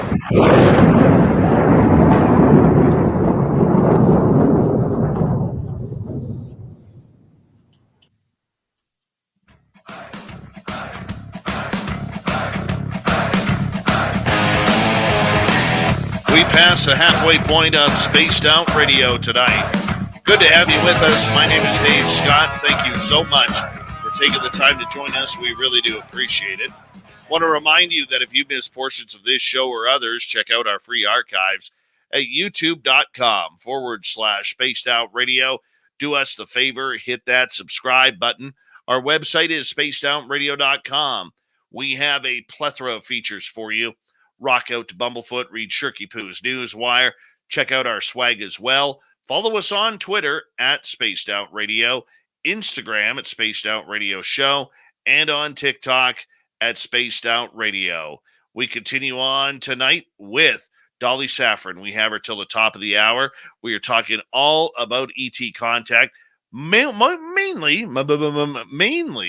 talking about her flying a UFO. Dolly, welcome back. Thank you. All right, let's get right to audience questions. We got a ton of them for you. Okay. And let's go here. Troy is asking, are the Greys carbon-based? Do their bodies require nutrients or fluids? Do their bodies have plumbing to release biological waste? They are humanoid as we are. They have same human genome we do. We can breed back and forth with them. They just look different after eons of traveling in space, and they've evolved quite a bit. They're hairless because of the electromagnetic energy environments that they're in. It's like electrolysis. It rips it right out of their follicles. They eat, they drink, they sleep, they poop, they pee, they have sex, they do all that stuff. Mm-hmm. All right, let's go over to Vaughn, who has a pair of questions for you. Dolly, have you met Venusians, Martians, or any other aliens who may live in our solar system? Well, we actually could claim being Martians, all of us. We are from that planet. We had a rogue planet come in with a couple of huge asteroids, and it belted us really hard. There was another full planet in our system that got turned into rubble. Mars got thrown out of its elliptical orbit, and it blasted the entire outside of the planet. It rang it like a bell, and it just lost all of it. It deadened its core, It has no more magnetosphere. It's cold, stone cold dead. It is outgassing at this moment. Before that happened, though, they knew it was coming, and they got us out of there, and they took us to safety. It was a long time before anybody was allowed back here, and Earth wasn't really considered right away. They had to scope out the situation with this planet because it had life evolving on it, dinosaurs and stuff like that. I think the reptilians, I call them lizard people, were on the planet. They're from here, and they're evolving as well. And that's basically what's going on with that. So you can say you're kind of a Martian. Venusians, no. I'm going to be honest with you. If you consider the fact that the system that we live in, our whole universe is a physical construct, okay? And there are 12 dimensions all over it. We all live in these 12 dimensions together. You and I are speaking on a video with one another, and so what's in my 12 dimensions is also in yours. We're meeting right now. People talk about guardian angels and stuff. Those are interdimensional beings that are in the same space with us. We're all together. You just can't see them, but they can come through and help you from time to time. They know who you are. They watch you grow up. They know about you. And so they do help us from time to time. Angels, people believe they've seen angels are really actual higher dimensional beings as well. They're light-bodied individuals, and they look like angels for real. And they do come and help us as well. We are, like I said, we are the children of these entities, and they watch over us quite a bit. Follow up from Vaughn. Do you remember all events with you, or do you remember just bits and pieces? I am now connected to all my memories. I remember all the way back. As a matter of fact, my memory is pretty cool. When I was 2 weeks old, my parents left Georgia and put me in my mom had a pram, and they put me in the pram, it lifted off the wheelbase, and they put me in the back seat of the car, and we drove to Miami. My dad had to come down for working, and I remember laying in the pram and looking out the window and everything going zoom, zoom, zoom real fast by the window. And then my second real straight memory was when I was 10 months old and I was being levitated out of my crib, and I freaked out and I tried to flip over and go back down. And it was a joke in my family because I refused to sleep right in the crib after that. I kept hanging my legs out or holding on with my foot because I didn't want to go for that ride again. It was disturbing to me when I was young. So, yeah. Don't blame you. I know what that's like. Neil would like to know, do you remember what the nasal implantation was like? Did they use a tool to insert it? Yes. And it was very quick, and I have only a brief click of memory for some reason. The rest of it I don't remember. They pretty much knocked me out for it, and it goes up your sinus, and it goes and just implants. They somehow trigger it, and it just bink, it goes in like a piercing in your nose. This one I can feel still. I can put my finger up there and go plink, plink, plink. People can hear me clicking it. It's metallic. No, you're not picking. You're playing. I am playing, yes. All right. Donnie would like to know, how many different races do you know are out there? Could you break them down a little bit? Yeah, I've met a few. I know who the Anunnaki are. I've met a couple of Anunnaki. They're winged, actually, and they have really, really cool wings. They can't fly in our environment. They're too gravity heavy here, but in their environment, there's less gravity and they do fly. I've met tall whites. I am a hybrid, and I am part tall white and I'm part gray. I have those two ethnicities in me. They're very cool. They're very, very tall. They get taller and taller and taller as they grow. When they're young, when they're born, I think I saw one very newborn baby, tall white, and it probably weighed 40 pounds. It was a big boy. Okay. And they just go from there. They get very, very, very tall. They're very protective of their people. And I'm not sure why. I'm not sure I understand what that is. I've seen entities that look like Ra. They're bird-like. They have clawed hands, and they're beautiful, and they do have wings also. I've seen entities that look like Horus, the dog, and they're very, very cool. Oh my God, they're immense. They're powerfully built, and they're a little standoffish. But I did get to see them. I saw them twice. Once on a craft, and once I was doing a remote view of a CE5 in Georgia, and I ran right into one. I freaked out. I was like, "What are you doing?" One of our members is a hybrid of theirs, and they watch over him, and that's how I met him. Oh, please go ahead. Okay, I've seen a mantid in my lifetime. I had a kidney transplant in 2016, and I was recuperating near the coast of Georgia, and I was in the house alone. Everybody was out shopping or something, and I was sitting in the living room looking out the door. It's a really, really blustery day that day, high winds, everything. And I'm looking across, the quad into the tree line, and I see something moving, and I'm like, what the hell is that? I was is it a deer? Is it a cow? What is it? And I stood up, And I took my camera because I could, zoom a little bit. And I started looking through it was a Motorola flip top, okay? And all of a sudden, I saw what I was looking at, and I was like, this is not a cow. This is not a deer. What the hell? And just as I got that thought in my head, it stood up. It was over 8 feet tall. It was a mantis. And it looked me dead in the face while I dropped everything and hauled ass out the door. I went running down there right after a kidney transplant. God only knows what I was thinking. And in its mind, it sent me the message, we are the watchers. We watch over you. And then it turned and walked away. And I could not keep up with it. I tried. I could not. And that's my only experience with them. And I never forgot. Can you tell I'm excited about it?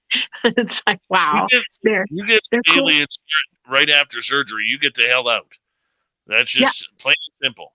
Yeah, I'm kind of an Amazon.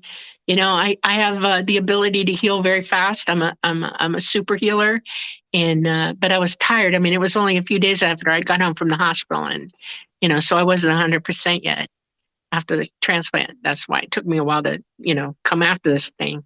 This guy. It was a guy, and I've seen a reptilian. When I was a teenager, I used to go out and dig up Indian burial mounds up in the glades. They have hammocks, hardwood hammocks in the glades, in the swampy areas. And Right. Natives used to bury their dead out there, or they lived on them for extended periods of time.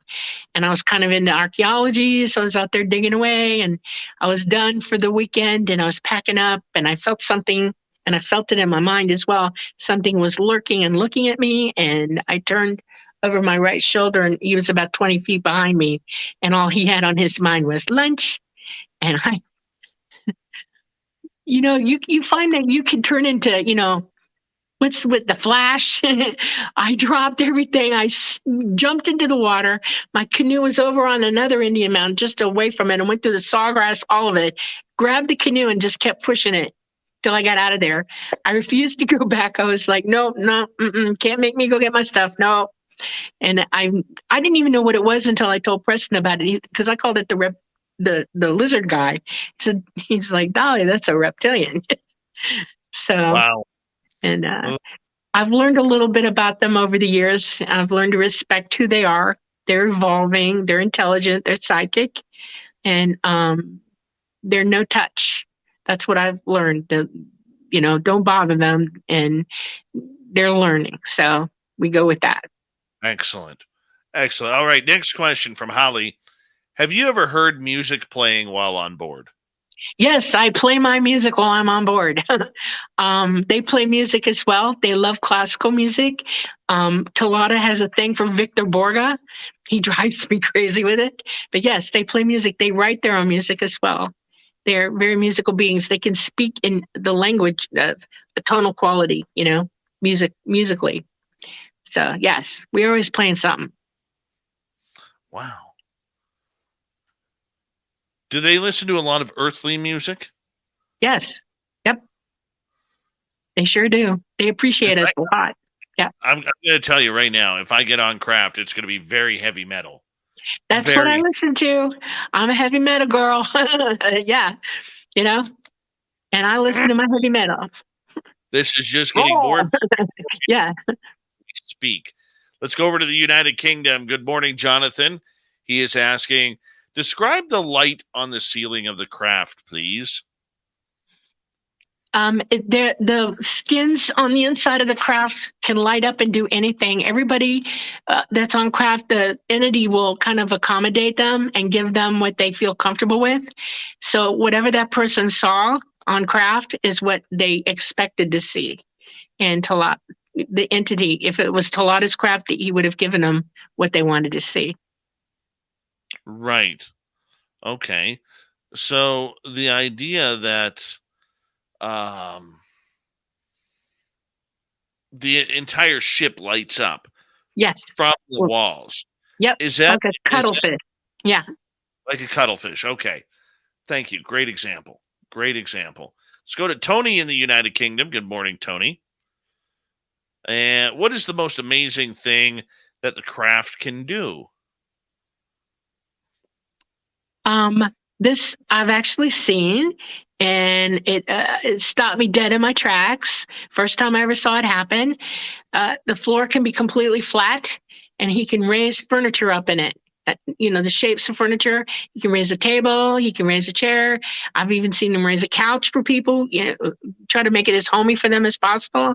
He can extend or expand the size of him. He can blow himself up like a balloon and become bigger if he needs to. Wow.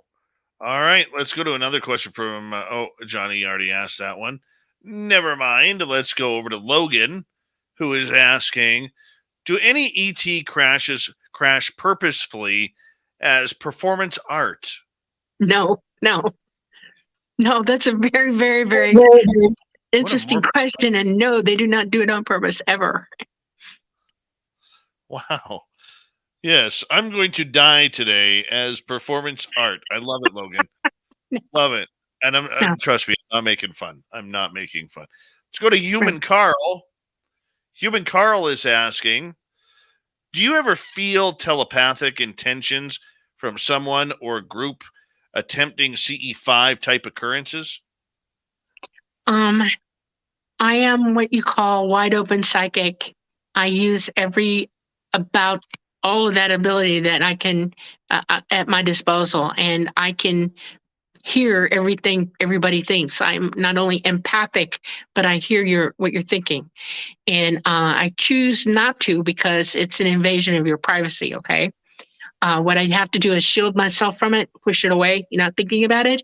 But when I'm in CE5 and I'm helping everybody to meditate, to bring crap down, to send the message to them, I will join with them in that meditation, and I can feel what they're feeling. I feel their elation, I feel their fear, everything, all of it. Yes. All right, let's go to another question from Human Carl here. Do the aliens that you met worship any deity? No, not at all. They have a conception of their conception of what you would call God is that the universe is. Hold on. I have to have a plug-in. Hold on. Hold on. I'm holding. Hold on, my phone's over. Dolly's running in order to make sure that she gets past the 1% mark again. There we go. Okay. Right. Okay. We survived. They believe that the universe is conscious, that we're all part of it, and we're in the source of this consciousness. This is where we all live. Okay. And it is if you want to call it God, yes, but it is not a deity with a big stick that's going to hammer you over the head if you do something wrong. Okay. There's no punishment. All it is wisdom, learning, love, life, joy, all of that. That's what they understand. It's not a belief. It's something that they've learned to understand. All right, let's go to IHES. Do you have knowledge about the secret cipher of the UFO knots? Do I have what? Say it again. Knowledge about the secret cipher of the UFO knots. I'm not sure what they're alluding to. Okay, Alan Greenfield wrote a book back in 1994 called The Secret Cipher of the UFO Knots, where everything is in code. And it's like code breaking. But for you, I don't see it going down that road because you've had it so naturally your entire life. They have a language that they can speak, enunciate. I've taught everybody one of the words. It's called I'm ready. You say I'm ready to go, I'm ready. And it's atriar, like that. There are other words that I could teach you. I don't have the time now. It's too hard to pronounce. It took me a long time to learn that. They also have a mental language that they all speak all the way across the universe. Psychic languages, conceptual language. It's not got words like we're speaking to one another now. They speak in concepts and visual images and things like that. And it's rapid, very rapid. They will use symbols for humans because we've been taught to use symbols. And so, yes, they will leave messages for us. They will write things down, and it is a type of symbology that they have out there that we can learn. Yes. Okay, let's continue on here. as let's get to Pam. Have you ever flown on other planets besides Earth? I've been to other planets, many, yes. When I was young, I was taught on one of their homeworlds, the Tall Grays. It's in the Orion cluster. And it is a planet that's bigger than Earth, and it's got a much lower gravity. They have trees that are unbelievable. They're like skyscraper. Devil's Tower on Earth? That was a tree. That was a tree. Team Stump. Dolly is on Team Stump. Hold on. Let us cheer for this. Dolly, we have some ridiculous people out there who believe that it's an actual rock formation, but no, you tell the truth.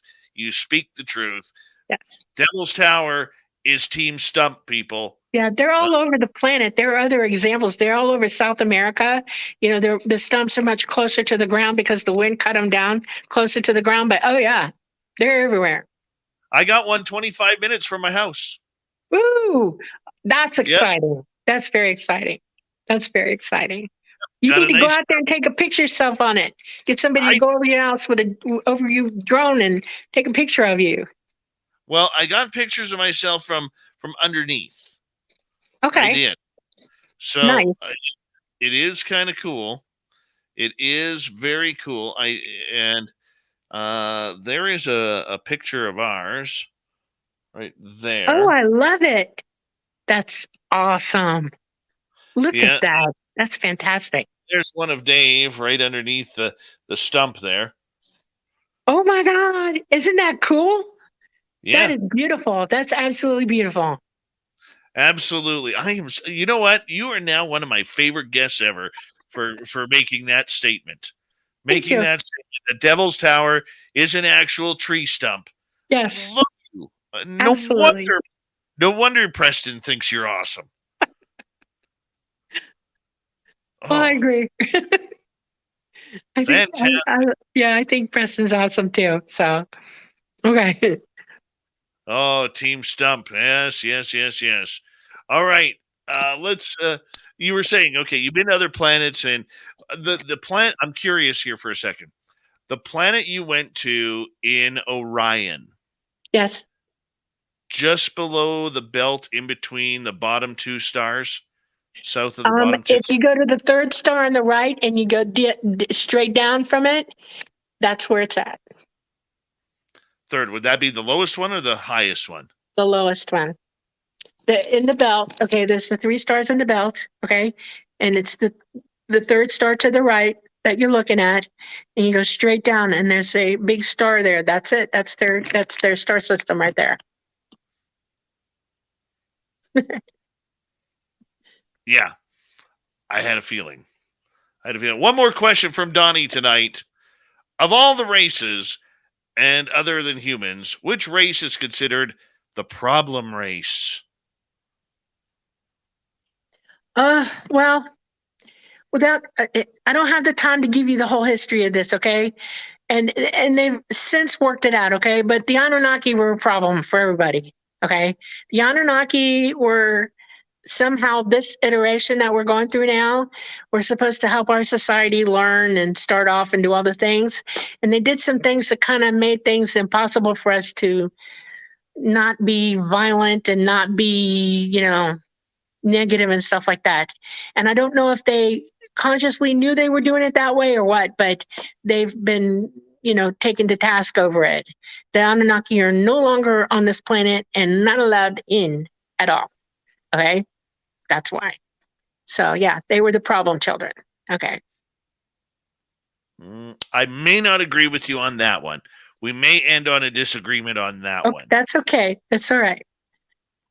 Somebody that I know may have a couple of 10-foot Anunnaki members as bodyguards. Well, are they OBE or are they physical? Both. Ooh. Wow. We'll talk. Okay, thank you. I would be very interested to know this, okay? Yeah, I don't know everything, right? Yeah. Well, unfortunately, we're going to leave it on a cliffhanger. We will talk to you again on July 14th. You're going to return for number 2 here because I'm blown away by you, Dolly. And I hope Aw. Preston doesn't mind us stealing your time. But Dolly Saffron, just an amazing guest. Coming up next, we're going to head to the swamp with Swamp Dweller. Super Duke is here. Then it's Dave 101 time and Shirky Poo's news. Check it out. Spaced Out Radio Hour 3 is next. Okay. Okay. You were wonderful. Oh, well, thank you very much. So are you. This was so much fun. Yes, it was. I had a wonderful time. I've been looking forward to this for weeks, just so you know. And I'm going to keep coming back to your chat rooms. You know, I'm up all night anyway, so I look forward to it. You got a lot of nice people in there. We do, and they're going to love you even more after tonight. They're all cheering you on. So if you go in the chat room right now, they are cheering you on right now, and I know they're excited that we're coming back, especially now that we know you are a member of the Team Stump clan. Team Stump. Okay. Yeah. Okay. All right. See you, Dolly. All right. Ta-ta. All right, Dolly Saffron. I love her. Her energy is amazing. Amazing. I'll be right back, and then I'll bring in Super Duke, who has left sushi in his cage tonight. But that's okay. We'll be right back.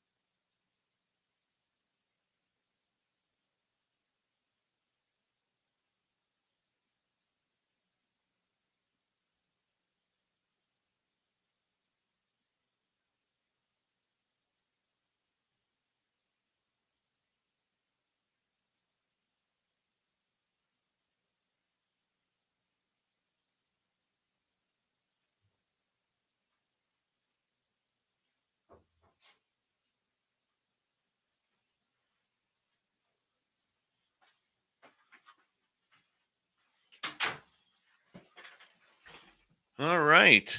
Super Duke time. Morning, Commonwealth Andrew. Cashew, how you doing, buddy? Nicholas, good to see you.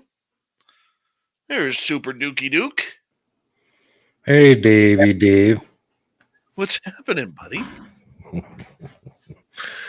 It's as late at night. I have two different things we could talk about. Are you interested in hearing more about giants in Southeast Asia and play the Is It a Giant or Is It a Giant Bigfoot game?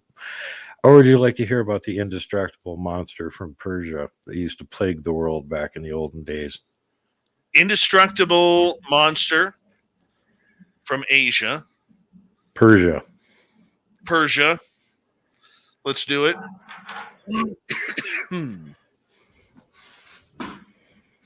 Super Duke. Busy editing for Sunday's show with the return of Blaine Tyler, Canada's finest. We're going to be doing a little retrospective on when the inimitable Dr. John Bindernagel came to visit him 10 years ago and got the tour around his research area. He's also going to show some pictures and video that he has never showed to the public before. That is should be fun. What time on Sunday? 8 Central on Sunday. Oh, remind me. I want to see that. Big thank you to Donnie ×2, Victor, Smithy, Victor again, and Andrew for the super chats tonight. Very much appreciated. Thank you to all the veterans tuning in. Hi, Pleiadian Starseed. Good to see you.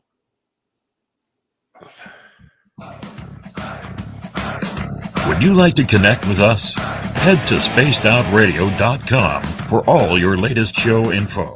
Now, back to Dave Scott and SOR. Kicking off the third and final hour of Spaced Out Radio tonight. Good to have you with us. My name is Dave Scott. Very much appreciate earning your listening ears wherever you are on this beautiful planet we call Earth. Hi to everyone listening in on our terrestrial affiliates around North America, digitally on Odyssey Radio, TalkStream Live, and KPNL. All of our archives are free. Join us at youtube.com/Spaced Out Radio. Do old Davey the favor. Hit that subscribe button.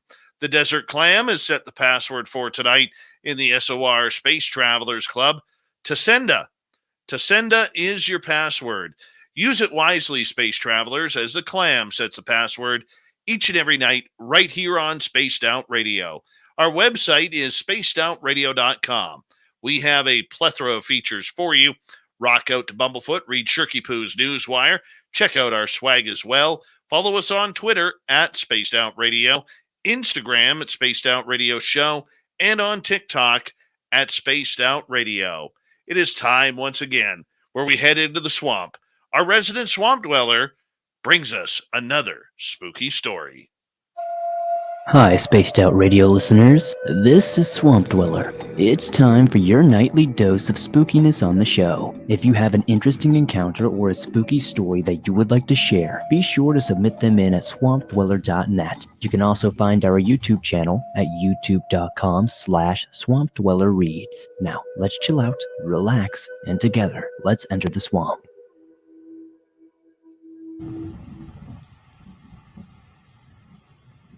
So my trucking route is from here in Connecticut down to Kentucky and Tennessee. It's a pretty good run. I get to see all the sights of the East Coast. But one area of the country gets wild. The area around the Appalachian Mountains.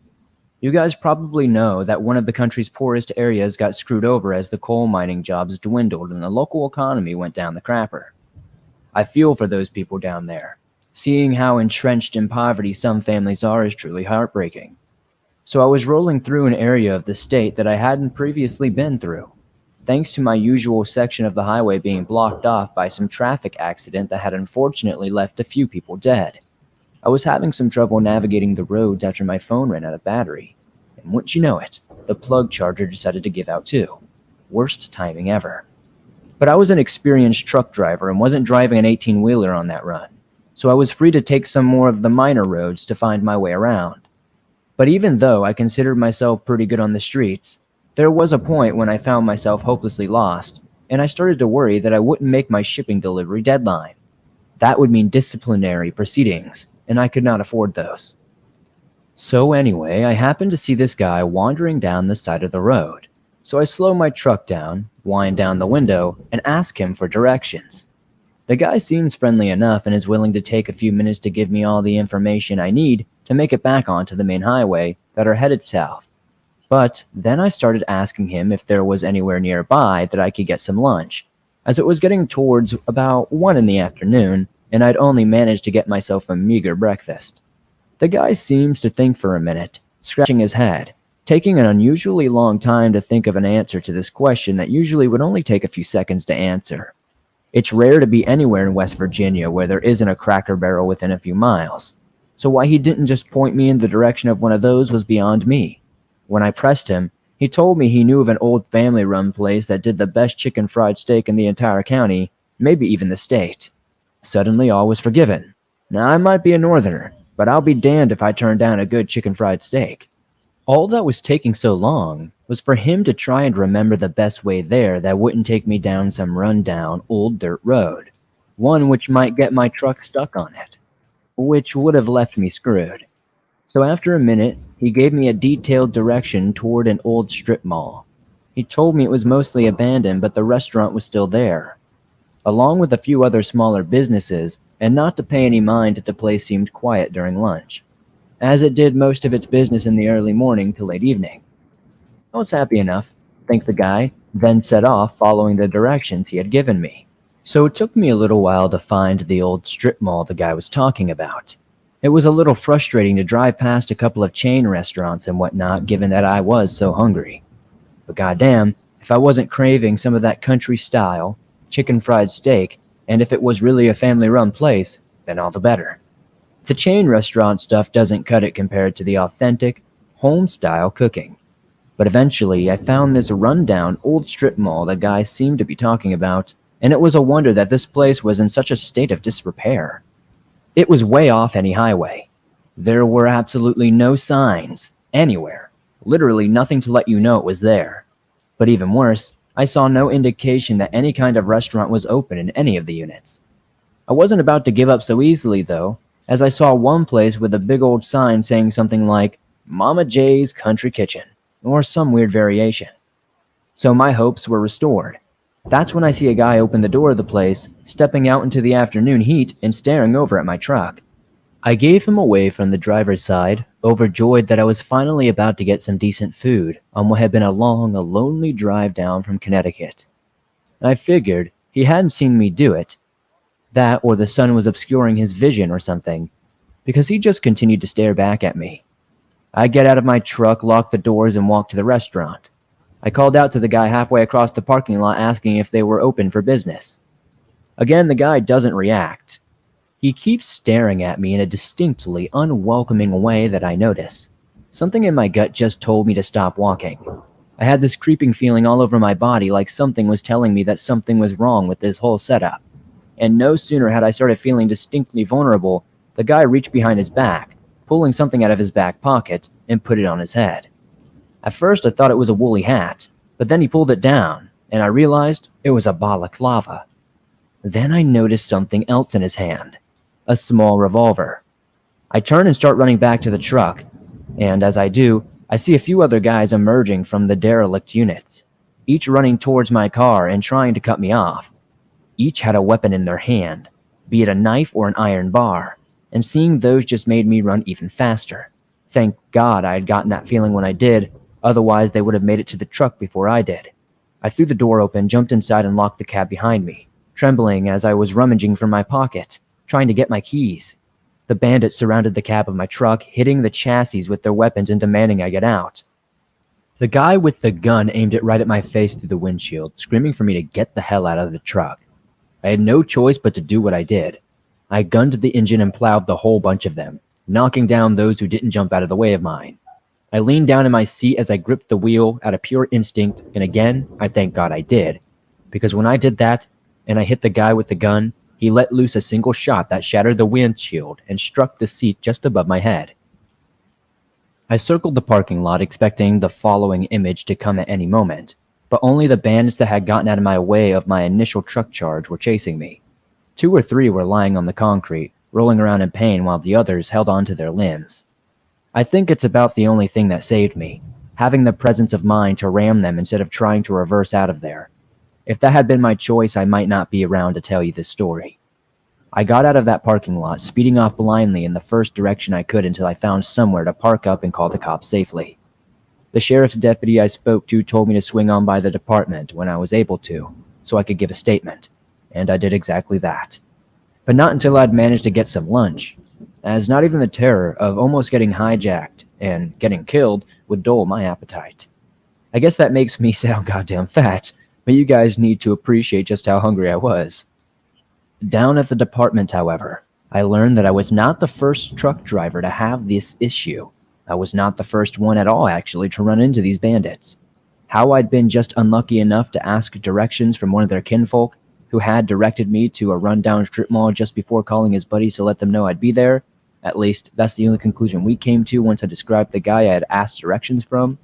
The deputy seemed to nod knowingly when I related this guy's physical description. I'm warning you guys to be very careful when you're out on the roads.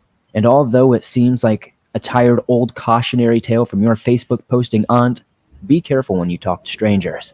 There's no way of knowing who they actually are. Oh, we say thank you to Swamp Dweller once again for another exciting, spooky story right here on Spaced Out Radio. The Swamp Dweller joins us nightly, and you can check him out on his YouTube channel, youtube.com/Spaced Out Radio. Make sure you do. Make sure you hit subscribe button. All right, it is time once again where we head into the Cryptid Report. From World Bigfoot Radio, it's Super Duke, Dookie Sullivan.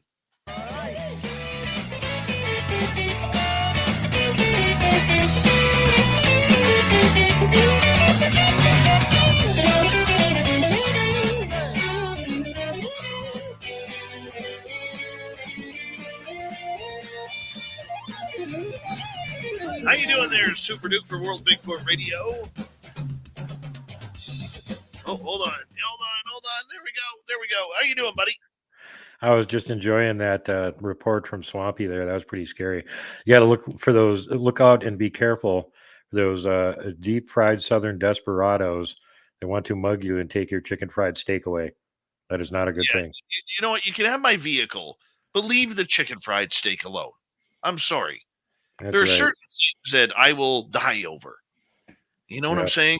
A good meal. Oh, yeah.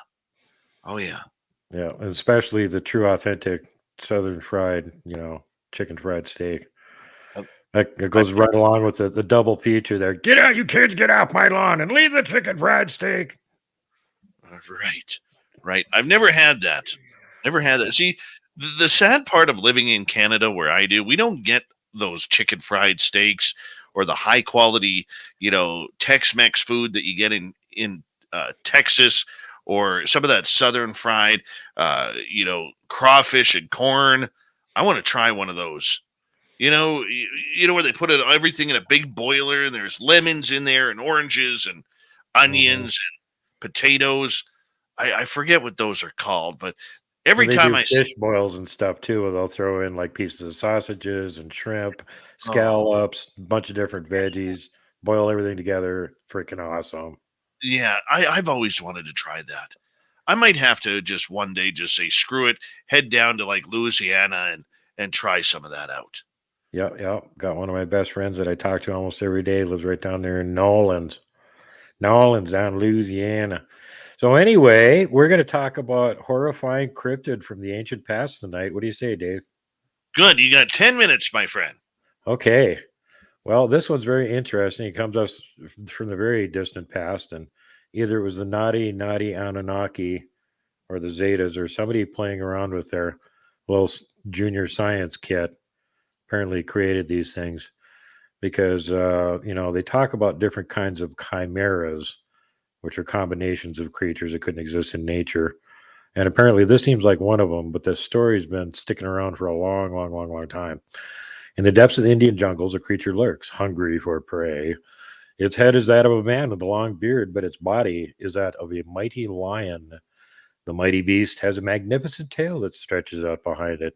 The tail resembles that of a scorpion and has many stings, which it uses like arrows to render its prey defenseless. And this comes out in all the stories about it.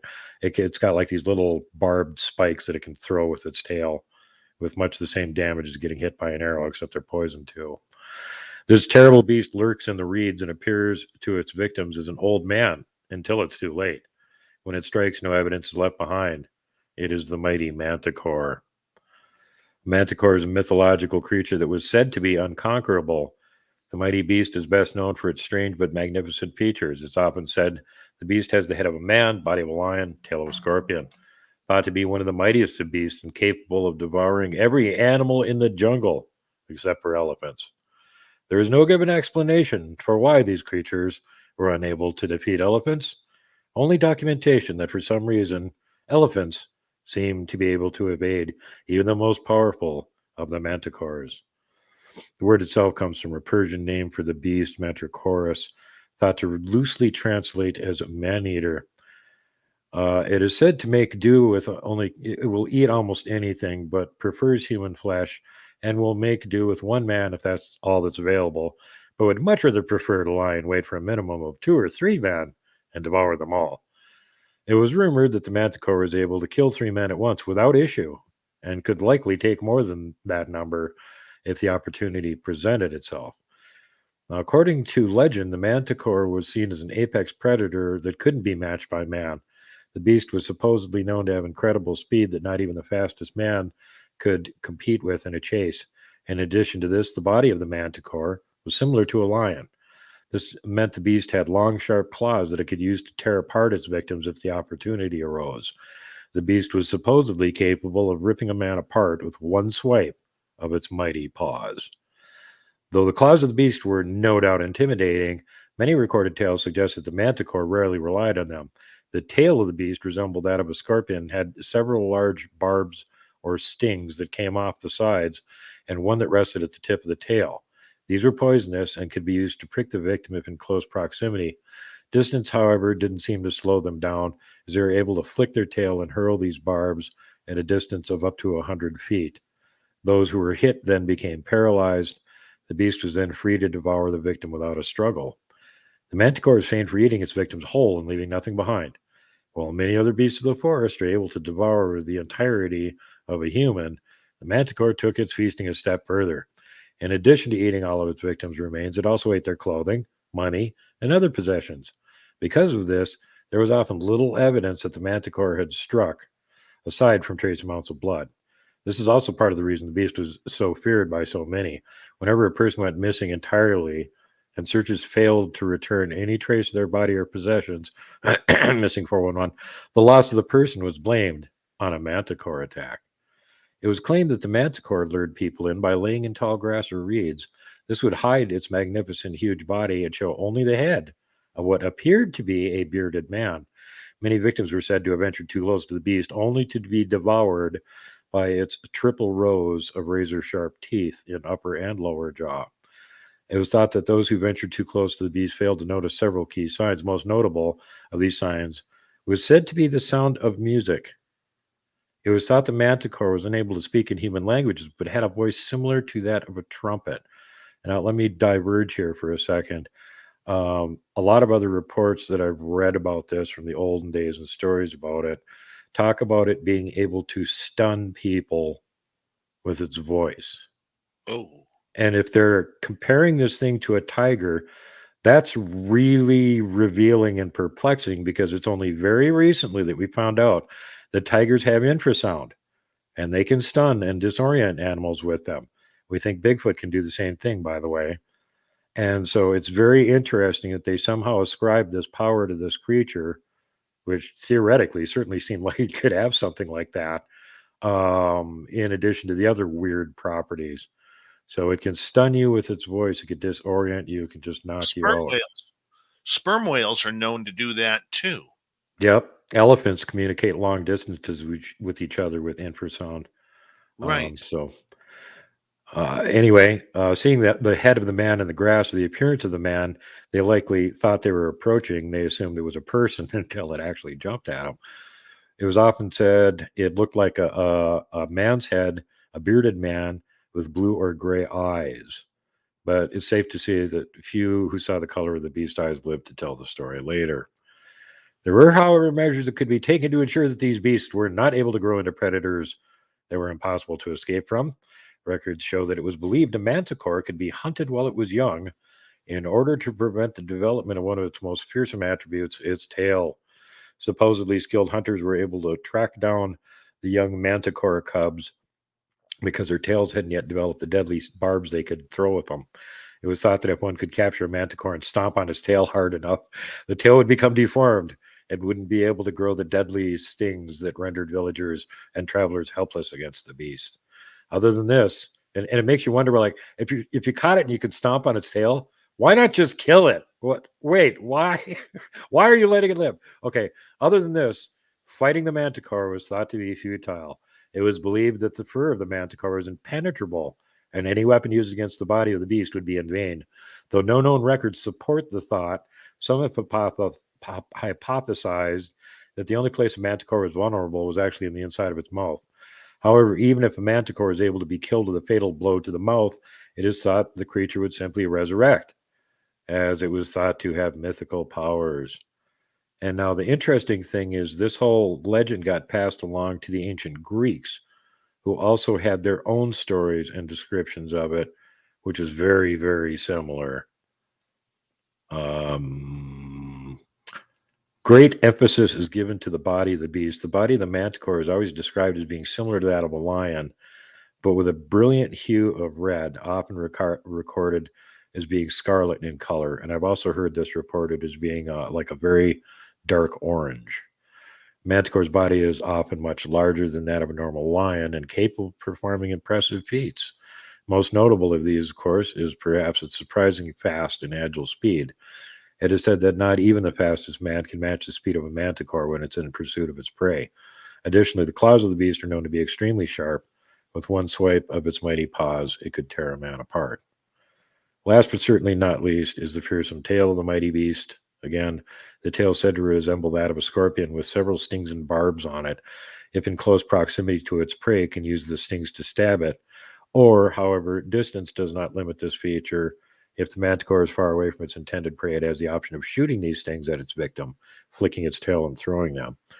Everyone that's thrown from its tail of the creature is quickly replaced with another, so that the manticore can continue its onslaught until it's successful and has rendered its victims and prey defenseless. Also, important note again with the human head, can't speak languages, and again they mention the trumpet-like sound of its voice. Apparently, it's extremely cunning, often noted for its impressive appetite. It's said to use clever tactics to lure groups of people into range so that it can pounce on them and devour their entire being. Nothing creepy about this, Duke. Nothing creepy about this. No, this is a totally friendly thing. Again, what were they going to make pets out of them? Just stamp on its tail so it can't throw barbs at you. It'll make a good pet. What, are you crazy? So anyway, that is the legend of the manticore. And we can hope that they don't actually exist. But here's an interesting side note.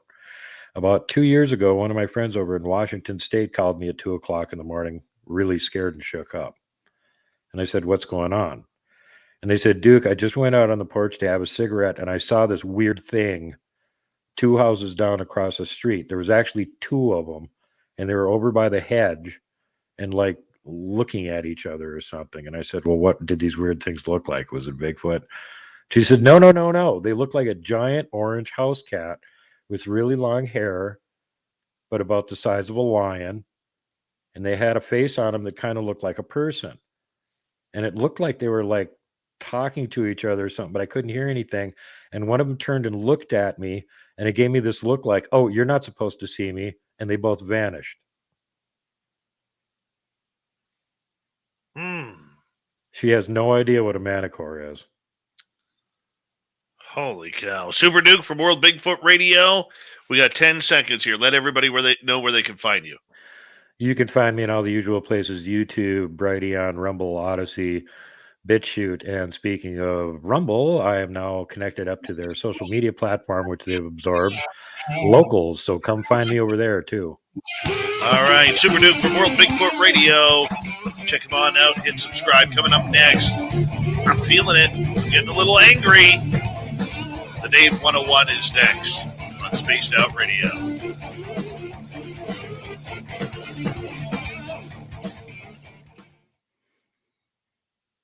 Super Duke.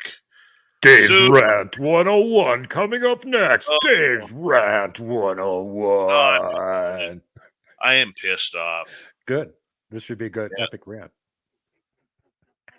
I'm still getting comments on that show you did with me last time of people going, tee, that was hilarious. You guys are great.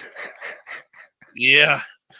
I hope you edited that one a little bit. Well, and you should go back and actually look at it. Yeah, there's the one part where you actually said like 3 swear words, and I edited out all the vocals for about 3 sentences and put spectacular expletives deleted to make it look like you were really going on at it, because it looked like you were. So, I couldn't resist.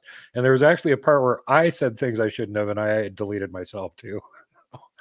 Oh, if people would have seen the original copy of that, holy cow. It was great. They'd love you even more. You'd have 200 more subs than you have now. Oh, yeah. Let me, it starts out like this. Well, if I was one of the guys that was on the board of directors at the BFRO, the first meeting, I'd walk in and expletives deleted. I think I said you're effing fired, right? And Dave's like, oh, no, people aren't going to like me anymore. And I'm like, are you kidding me? You're going to get 500 subs as soon as people see this. Oh, my goodness. Holy cow. 66 comments on that one. Let's see here. And if you didn't go watch the Gugly Reports, you still got to go watch it, because you're hurting my feelings. I made a special birthday present for you, and you didn't look at it yet. I will. I promise you. All 15 minutes, where you can skip the beginning and end, and then it's like 12 minutes, so it's not very long, Dave. I promise you I will. You'll enjoy it. I made an epic horror movie out of it. You know me, like to overdo things. Mm-hmm. Oh, but yeah, that Manticore thing, I sure hope they don't exist. There's somebody else that did a report on those, and he got some other weird information. Like how the cicadas or some of the bugs that like show up every 18 years or that kind of stuff. Well, apparently these things have like a 300-year cycle. So every 300 years, they show up out of nowhere. You have to exterminate the damn things, and then they're gone for another 300 years. Oh, nice. Yeah. So hopefully somebody kept some records around about the best way to exterminate them. Oh. Yeah. Tail flicking, face eating monsters. Damn it. Just a small can of Raid ain't going to get the job done. No. Nope. Yeah, the whole thing with them being able to apparently supposedly have infrasound, it's like, where did they get that idea from? Thousands of years ago. Infrasound. We supposedly just figured that out here about a decade ago. And somehow they knew about it like 4,000 or 5,000 years ago. Wait, what? Ridiculous. Yeah, they're scaring me. Quit being accurate about this stuff. It's a lot easier to, think it's an imaginary monster when you don't put in accurate stuff in there. That would have for a power. Right. Stop it, people, already. Stop it. Well, D&D, Dungeons & Dragons, made it worse. They gave it like bat wings like a dragon so it could fly. In the original story, it's not supposed to be able to fly. It's at least stuck on the ground, even though it's ridiculously fast and it can outrun you. At least it can't fly to outrun you. Ridiculous. Bad, scary, nasty monsters. Monsters not good. So, hey, it's summertime, Dave. All 3 months of it. When are you coming over to do some Bigfoot in here, buddy? Oh, let me look at some calendar time here, because I know in July I'm going to Denver, and then it's looking like right after Denver I'm going to take a quick 2-day trip over to Las Vegas because I have to meet with somebody. And excuse me. And then I have my nephew's stag, and then in August I got his wedding, and I actually asked him, I said, do I really have to come? Because I hate weddings, Duke. I hate weddings with a passion. And And he's like, yes, uncle, you need to show up. And I'm like, fuck, right? Like, he said, can't I just take like a loaner on this one? Take a flyer on it, like send me the tape that I'll never watch. Right.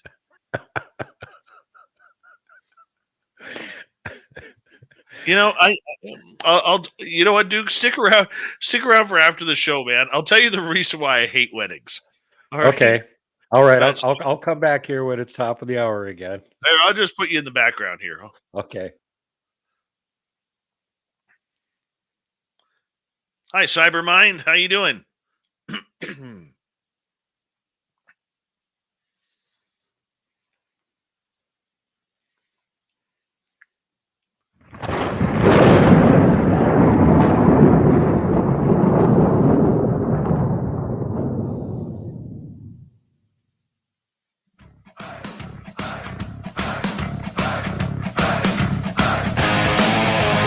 We've rounded third. We're heading for home tonight on Spaced Out Radio. Good to have you with us. My name is Dave Scott.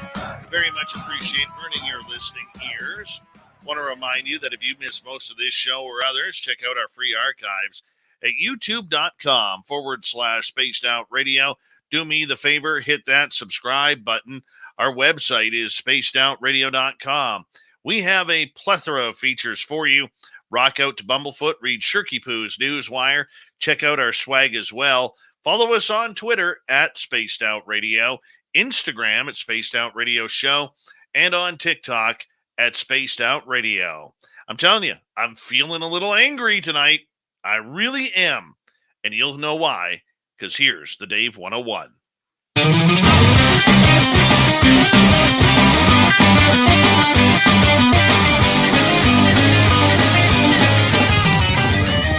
It's time for Dave 101.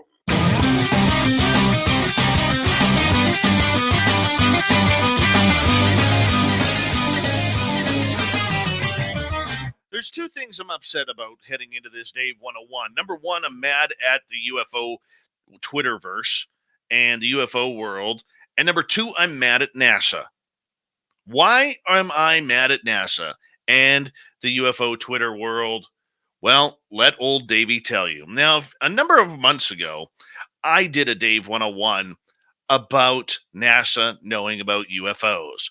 Well, you better brace yourself because here we go again. NASA had the audacity to say they are putting a team together to study unidentified aerial phenomena, popularly known as UFOs. Yep, the team is going to gather data on events in the sky that cannot be identified as aircraft-known natural phenomena from a scientific perspective. NASA said it was interested in UAPs from a security and safety perspective. There is no evidence that UAPs are extraterrestrial in origin, NASA added. The study will begin this fall and is expected to take 9 months. NASA believes that the tools of scientific discovery are powerful and apply here also, said Thomas Zurbuchen, the Associate Administrator of the Science Mission Directorate at NASA headquarters in D.C. Now, this is where I get upset. And all of you should be just as upset as me. NASA is a bunch of hypocrites. I'm not saying they don't do their jobs well. Okay? What the astronauts do, what those engineers do, what those construction workers do is extremely important. But when it comes to UFOs, NASA is the biggest bunch of hypocrites on this planet. And secondly, the UFO world is cheering them on like, yes, yes, NASA. Oh, please go search for UFOs. Please make this happen. Join the action plan. Join the activists in trying to prove that UAP are here on Earth. Really? Seriously? How can you sit there and do this? Honestly, how can NASA sit there with a straight face and say, we're now in the UAP watching game? Think about it. Right back to Gemini. There have been astronauts such as Gordon Cooper, the late Dr. Edgar Mitchell, and many others who have reported seeing UFOs while in space. Okay? Now I'm taking this from Wikipedia. And I know, you can't trust everything on Wikipedia. But let's just listen here for a second. Gemini 4, pilot Jim McDivitt spotted an object that he described as a white cylindrical shape with a white pole sticking out of one corner of it. He took 2 pictures of it while his partner Ed White was asleep at the time. Yes. Number 2, Gemini 7. The astronauts mentioned a bogey, which ufologists have claimed was reference of a UFO. Number 3, UFO community. Within the UFO community, stories have spread that Neil Armstrong was reported to have witnessed multiple UFOs during Apollo 11. Other astronauts like Edgar Mitchell, Apollo 14? 6th man to walk on the moon? Yeah, he saw it. Many others. NASA TV in 2013, astronaut Christopher Cassidy saw a UFO float past the International Space Station near its Progress 2052 cargo ship. August 19th, 2020, cosmonaut Ivan Wagner posted a video on Twitter featuring UFOs on a time lapse he recorded while watching the Aurora Australis. Astronauts have seen this in space. Yet NASA wants us to believe that they know nothing. They are just as clueless as the Navy, Air Force, Marines, Army, Coast Guard, and every airline manufacturer in between. And we're falling for it. Bill Nelson, the head of NASA, should be ashamed of himself for pulling the wool over the American eyes, and therefore the eyes of the world. It is beyond belief and unconscionable that they would think and take advantage of the public being this stupid. NASA, if we believe the reports, has been said to wash photographs of all over the solar system. They have been known to cover up what their own astronauts have said. And if their astronauts are seeing things, and it has been reported, photographed, and discussed, shouldn't NASA be looking in its own closets, its own filing cabinets, its own warehouses, bathroom reading material to actually be looking for what they know? They have been going to space for 60 years, and they are treating us like we're stupid. They are treating us like children who don't know any better. And ufology is just so excited that NASA is involved that we're all about time. Yes, they're on our team now. NASA isn't on our team. They're about the cover-up. Their own astronauts, as I have said, have seen things. These are men and women who go through years, sometimes decades, of rigorous training just to get one shot to go up into space. They are smart. They are brilliant. They are aware of their environment. They know what they are seeing. NASA needs to come forward and tell us what they know. NASA needs to stop playing the people like fools. They have taken billions upon billions of American tax dollars and other countries' tax dollars, like Canada, and used it for whatever the hell they want. And in the meantime, if they've seen something, nobody knows about it. If an astronaut has seen something, well, in space, people see strange things which they can't really recognize. It was probably space junk. It was probably a glare from Venus, swamp gas that rose into the stratosphere. Whatever it is. Bill Nelson, the head of NASA, should be called out on this. And yet not a single journalist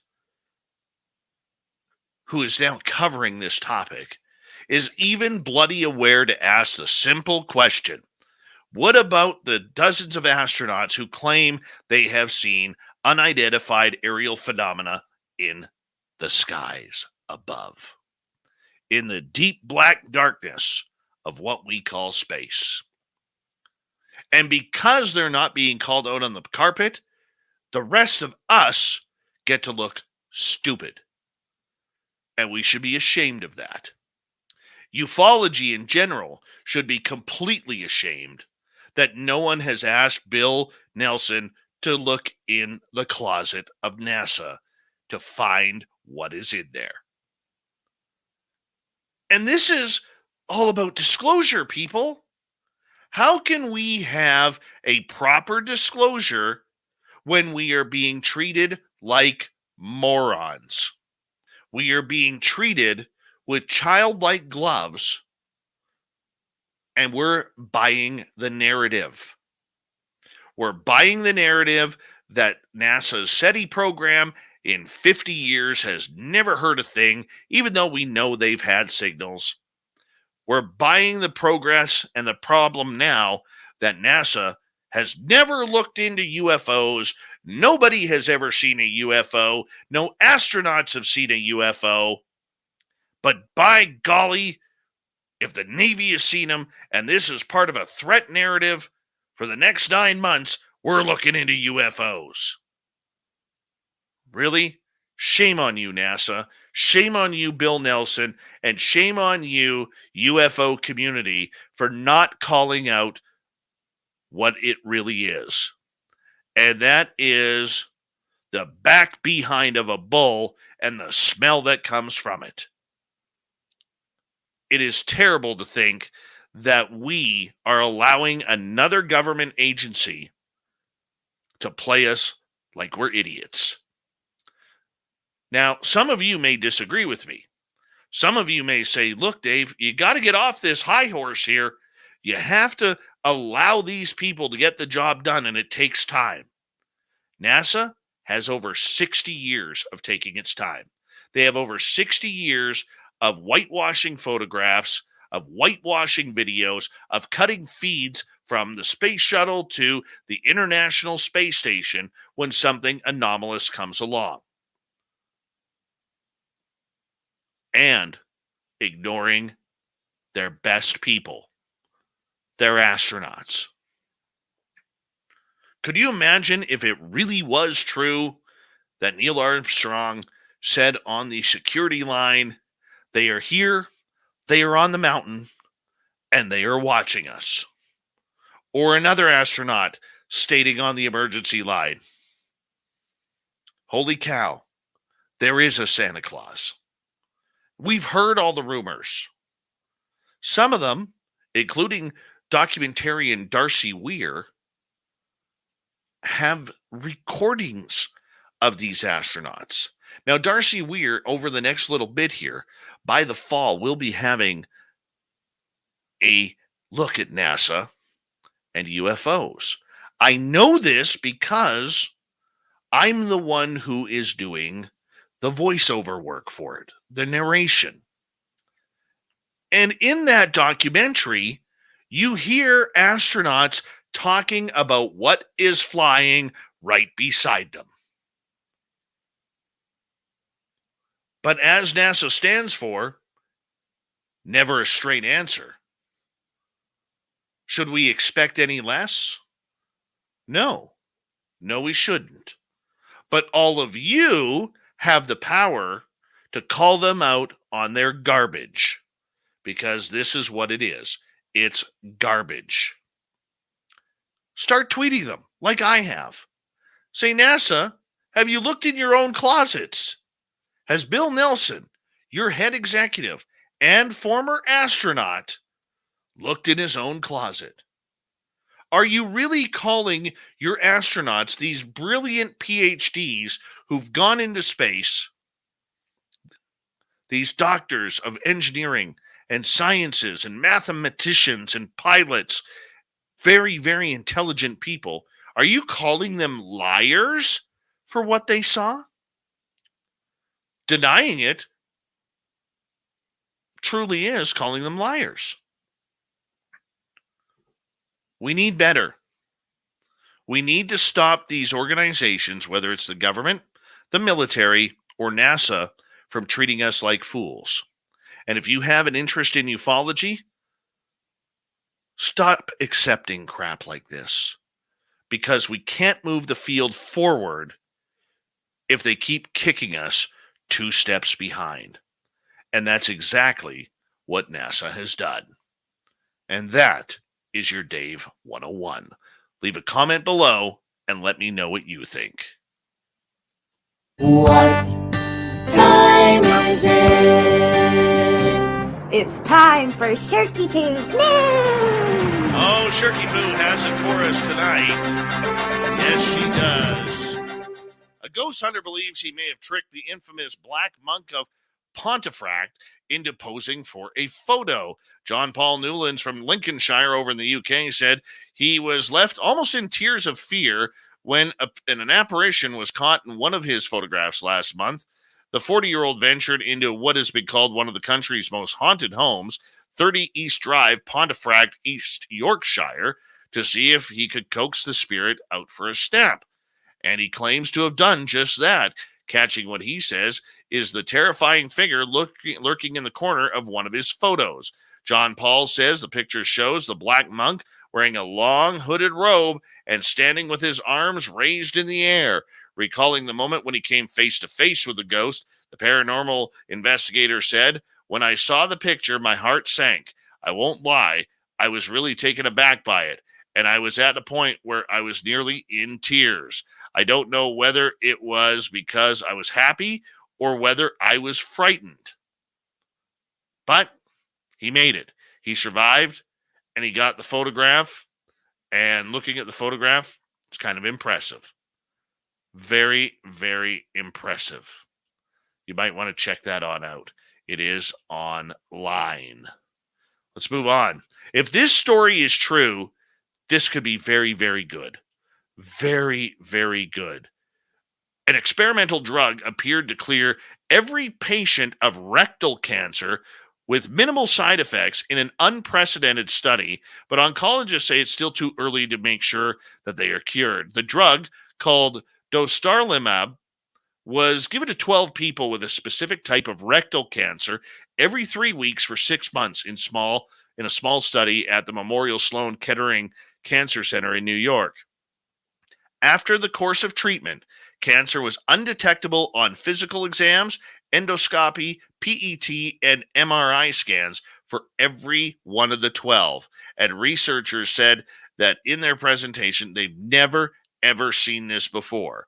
The participants didn't need any other treatment for up to a year on average, and there were no side effects bad enough to impact day-to-day activities. Let us hope that this is a start, because all of us, one way or another, have been affected by cancer, and it sucks. And we pumped way too many billions of dollars to still have Agent Orange pumped into people to try and kill the disease off. We're getting there, and let's hope that this one comes true. BC Hydro here in British Columbia says a beaver, yeah, how Canadian is this? A beaver chewed through a tree that fell and damaged several telephone poles and fiber optic cables, causing intermittent internet, television, home phone, and wireless service outages in part of northern British Columbia. TELUS reported that the wireless services were affected in Burns Lake, Topley, Terrace, Prince George, Kitimat, Smithers, Grand Isle, and Hazelton. Outages were also reported in Prince Rupert. The company said it worked with BC Hydro to repair the damage and restore service as soon as possible. Spokesperson Simi here said that after the repairs were made, workers had a gnawing suspicion that a beaver had something to do with the felled tree, which went down close to Highway 16 between Houston and Topley, 14 kilometers east of Houston. They discovered the markings on the bottom of the tree, which indicated that it had been chewed through by a beaver. Yep, he here said the systems are in place to try and prevent such measures with brushes of nature, but they do happen from time to time. Personally, I think this beaver was pissed off. The Oilers were eliminated in 4 games from the conference finals. Oh no, here's a bad one if you're a Spice fan. If you're the kind of person who puts sriracha on just about everything, bad day for you. An April 19th letter from Hui Fong Foods, the manufacturer of the favorite spicy condiment, appears to lay out a dire situation for the sauce, at least in the short term. The company said in a letter that severe shortages of chili have forced them to halt production of sriracha completely. Unfortunately, this is out of our control, and without this essential ingredient, we are unable to produce any other products. While the letter is dated in April, it only recently came to light and was reported by outlets such as Bloomberg and the Daily Beast. That's horrible. Horrible. How do you live without that? I think every household has at least a Tabasco bottle and a sriracha bottle. So I don't know where we're going from here. Well, we might as well hook up with SpaceX and head off to Mars. They probably got sriracha there.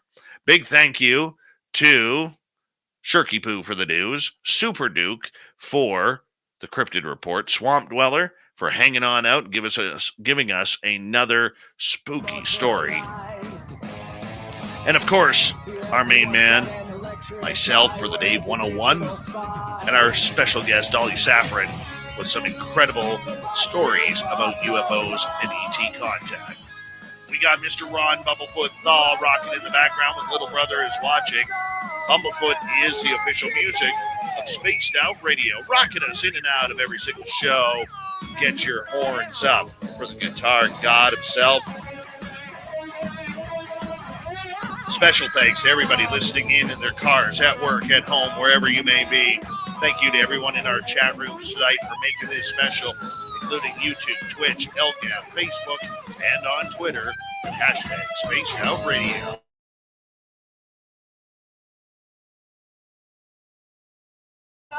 Remember, this show is copyright by Spaced Out Radio and SOR Media Ventures Limited. Thank you so much for choosing to share your evening with us, because together, my friends, we're watching. We own the night. Mr. Bumblefoot, we need a favor. We need you to take us home.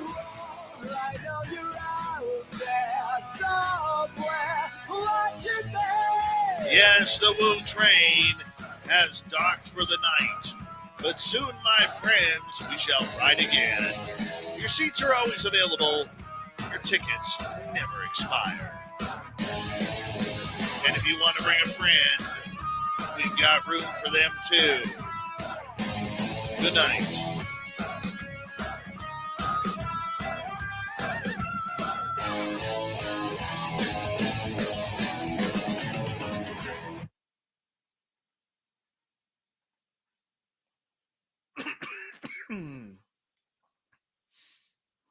There we go. Good show, people. We did well on this one. We really, really did well. Only to Booger! What's happening, buddy?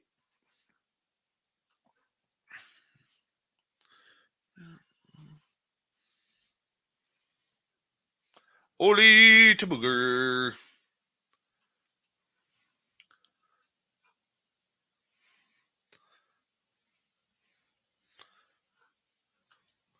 So, I'm sure it's been a salad or is that just hippie lettuce? It's salad. I prefer salad over the hippie lettuce. Yeah, she was fantastic, Human Carl.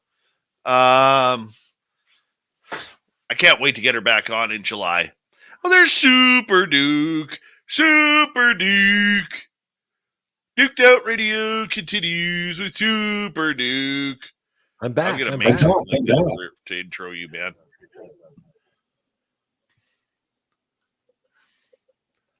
Hold on.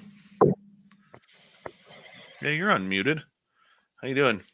Jason Pearl, how are you? Yeah. I hate weddings, dude. My nephew's wedding will be the first wedding that I go to. Hi, gorgeous Tracy Moore. I think since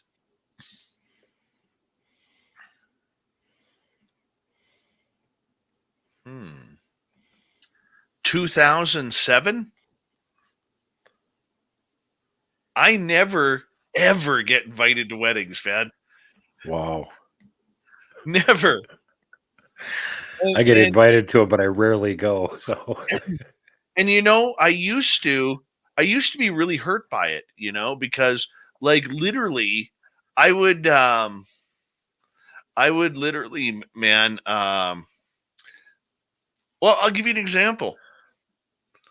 My cousins, okay, two of my cousins, who we all used to hang out with it as a big group, they each got married. Okay. My parents were invited. My sisters were invited. My best friends were invited. I was not invited.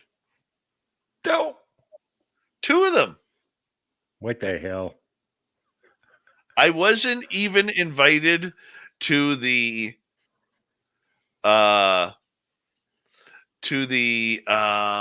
what's the words I'm looking for here? My daughter's godfather's wedding. Oh, God. I was invited to the reception, but not the wedding. This is my godfather's. This is my daughter's godfather. You can't make this up. You can't make this up. Oh, God. Oh, yeah. I think the last time. Go ahead. Oh, go ahead. I was going to say the last time I went to a wedding, if I remember right, was in the late 90s. And that was at the time where some of my friends were still interested in getting married. Most of my friends are old parts now, so they're either married or they're probably not going to get married. But at that point, some of them were still doing it. One of them had already been married 3 times. And yeah, that's his track record.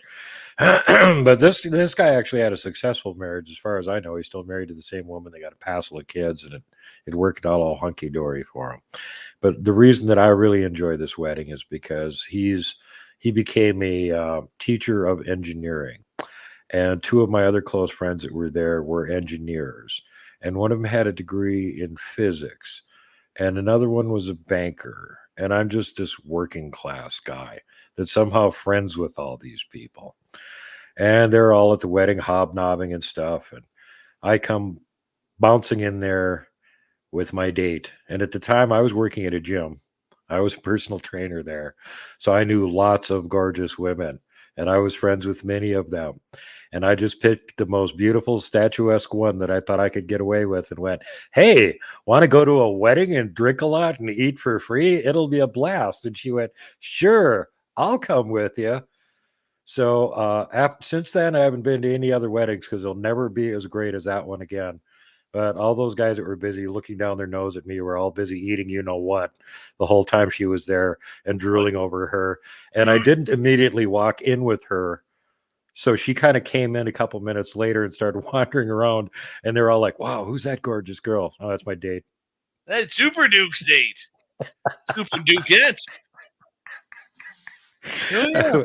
It was hilarious. She was a really nice girl, too. Oh, I remember, dude.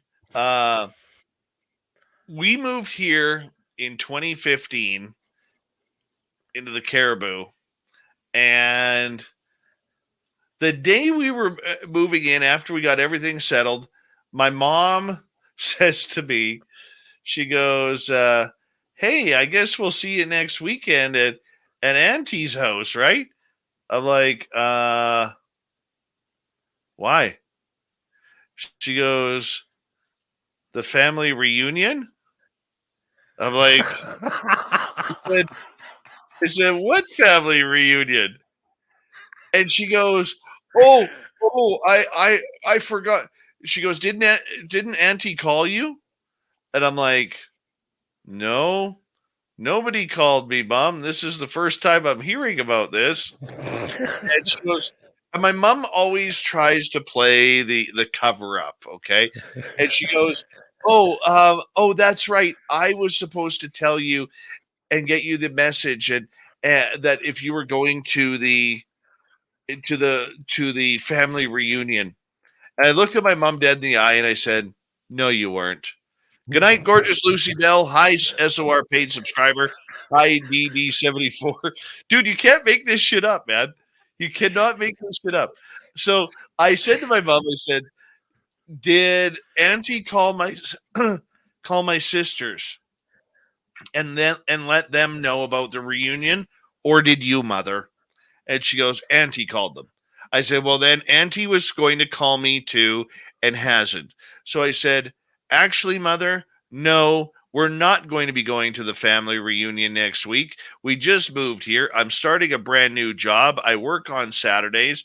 And as far as I'm concerned, the family can go F itself.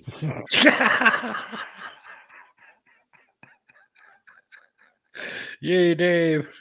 Oh, yeah. I was on a roll, man. I was on a complete roll. One of the reasons I'm laughing so hard over here is because I know two friends that are just like that. They're like totally awesome people, but they don't get along with their family for some reason, and they snub them all the freaking time. And it's always like, "What the hell's wrong with me? Or is it just you guys are jerks?" And I'm always having to go, "It's their jerks, man. It's not you. They are jerks. That's the problem." Oh, dude, my mom's one sister, my Aunt Karen. I used to babysit for her when I was a teenager for their two daughters. Okay. Hi, Neil, the security guy. How you doing, buddy? And so I think I was still dating my ex-wife at that time. Yeah, and I was 23, and we go out with my sister, her fiance to become my brother-in-law at that time, and my aunt, and me and my girlfriend. We go out for dinner. And so my aunt looks at me and she goes, so what do you have plans for this summer? I said, oh, I'm not doing too much. I'm just kind of working around, having some fun. I'm going back to college in the fall. So I'm pretty stoked about that. She goes, oh, what are you taking? I said, I'm taking broadcast journalism. And she goes, I don't even, literally, we're at the dinner table waiting for our appetizers. And she goes, I don't even know why you're wasting your money. It's not like you're going to amount to anything. Thanks for the positive strokes, Mom. I went, thank you, Auntie, but I worked really hard to get in there. And they only take 40 people, and I was one of the 40. So this is why I love living where I do in the middle of nowhere. And I absolutely hate family and friends. I do. Well, most of my family are long ago expired. And the only relatives I have are my two younger brothers who both live in Florida. I talked to one of them. And being that they're about 3,000 miles away, that's about as close as I want to be. Oh, that's even too far. Or that's even too close. Yeah. Well, the one of them might actually come visit at some point, which would be fine by me. The other one is just, you stay in Florida. Yep. I love it. My sister and her fiance came up here last week. She's all of a sudden out of the blue. She stops at my daytime job office. And I look at her and I'm like, what are you doing here? She goes, oh, we're going camping. Where are you going camping? Up in Barkerville. I said, for how long? For a week. And I'm like, awesome. And she goes, yeah. And so they were asking me a couple of questions, and like it was like 12 minutes. Haven't seen my sister in months. Stops in for 12 minutes. Perfect. Get the fuck out of here. Right? Right? Well, your 12 minutes is up. I'll see you in a few months. Oh. You know? Honestly. And the worst part about it, like my nephews, my nephew, his dad had two brothers. The one is just a complete dink. And the other one's just an egotistical dink. And I'll let you. And the brother-in-law's brother is the one that is just a complete egotistical dink. Anyways, this is a dude who I actually set him up with his ex-trophy wife that he screwed up with. All right. And like, I used to have this beautiful friend. She was a Budweiser Bud girl, a couple years older than me. And I knew that she was completely out of my league. So I just never even pursued her. And I set her up with my buddy, who happens to be my brother-in-law's brother. Right?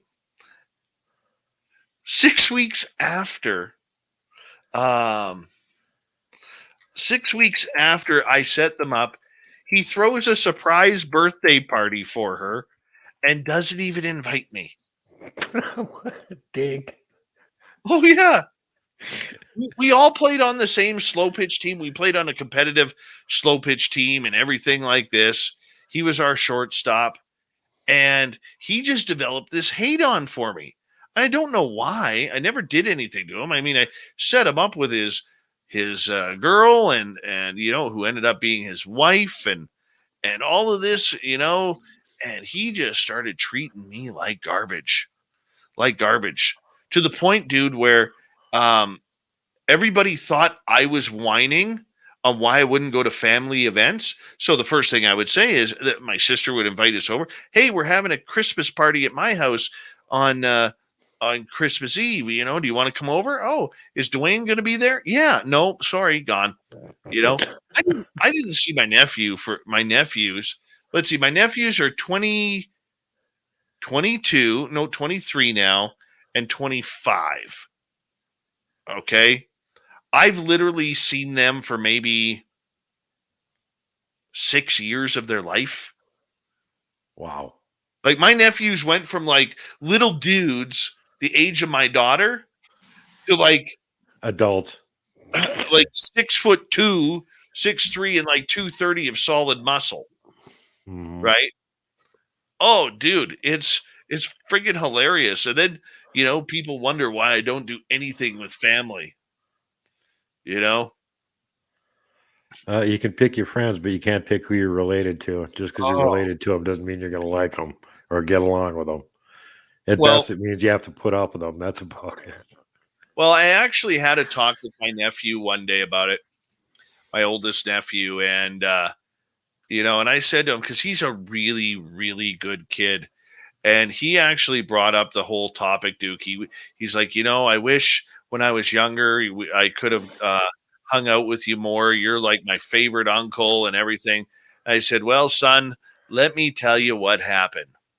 And I said, I was told by your father that I would never be as good of an uncle as his brother, and therefore I shouldn't try. True story. Right? And I'm like, okay, I'm like, okay. Then my sister and him got divorced. My sister hooked up with this other dude I'm finally starting to like him. He's okay. I can tolerate him, but my nephews, they're all like, where have you been? And I'm like, I wasn't allowed, boys. I wasn't allowed because I wasn't good enough for you. And now you've discovered that all that time I wasn't around, I was out rocking out. Oh, fuck yeah. Right. So my nephew, he's like, he calls me up. No, I called him up about a week ago because I got their wedding invitation. And I was like, hey, I got your wedding invitation. I said, like, do I seriously have to go? And he's like, yeah. I'm like, why? And he's like, because you're my uncle and I want you there on that day. I said, so I finally said, you know what? I'm not going to go to the stag because I know the asshole is going to be there, you know? But I said, I will go on one condition.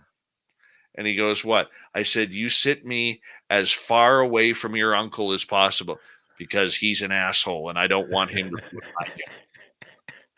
I said, that's the only thing I ask. One condition. One simple condition. One simple condition. Keep me away from the dink. That's right.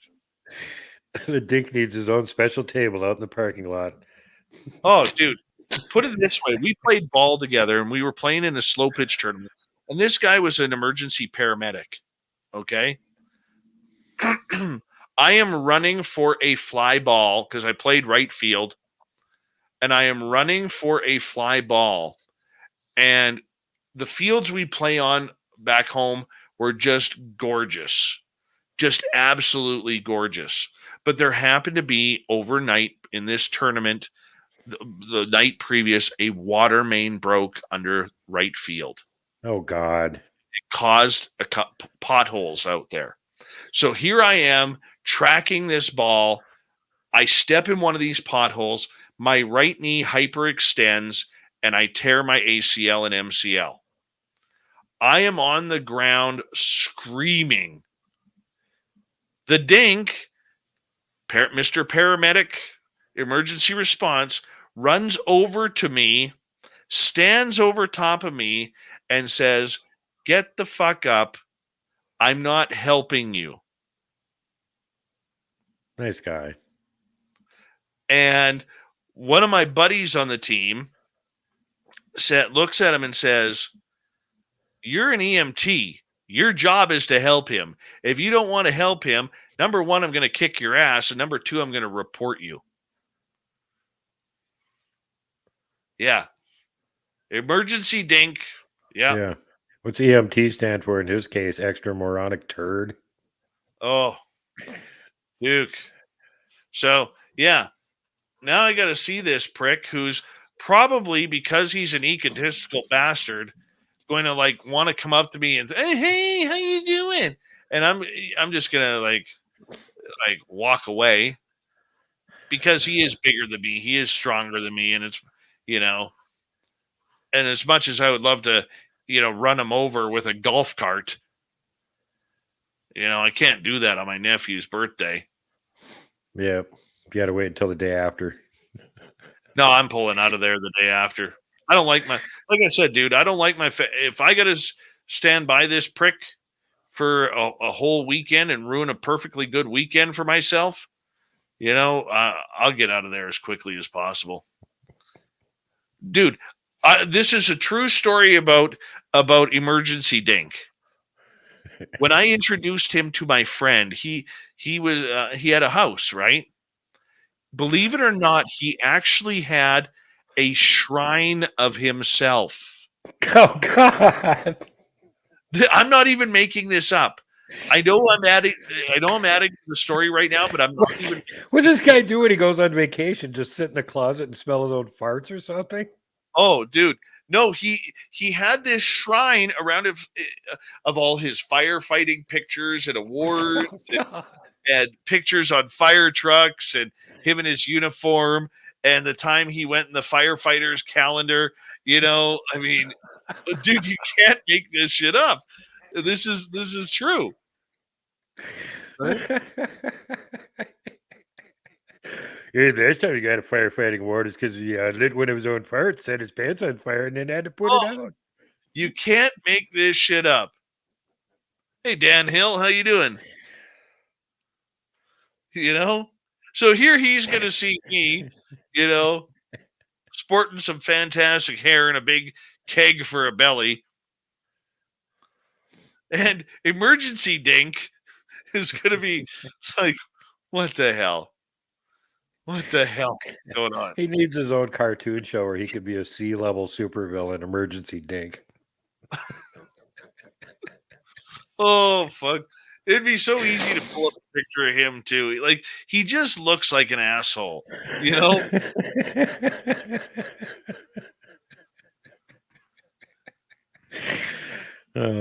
Yeah, I pretty much could picture him without even seeing him. You know, like Pam Smith says, how dare our family shrine be of loved ones' losses who served our country? Absolutely. That is a high-quality shrine. But when you have a shrine of yourself, yeah, who is he commissioned his own bobblehead that he's got that in his car. pretty much Emergency dink. Dude, you can't even make this up, dude. I wish I was lying. His motto, up, and I'm going the other way because I'm emergency dink. Yeah, look at my siren. Woo, woo, woo, woo, woo.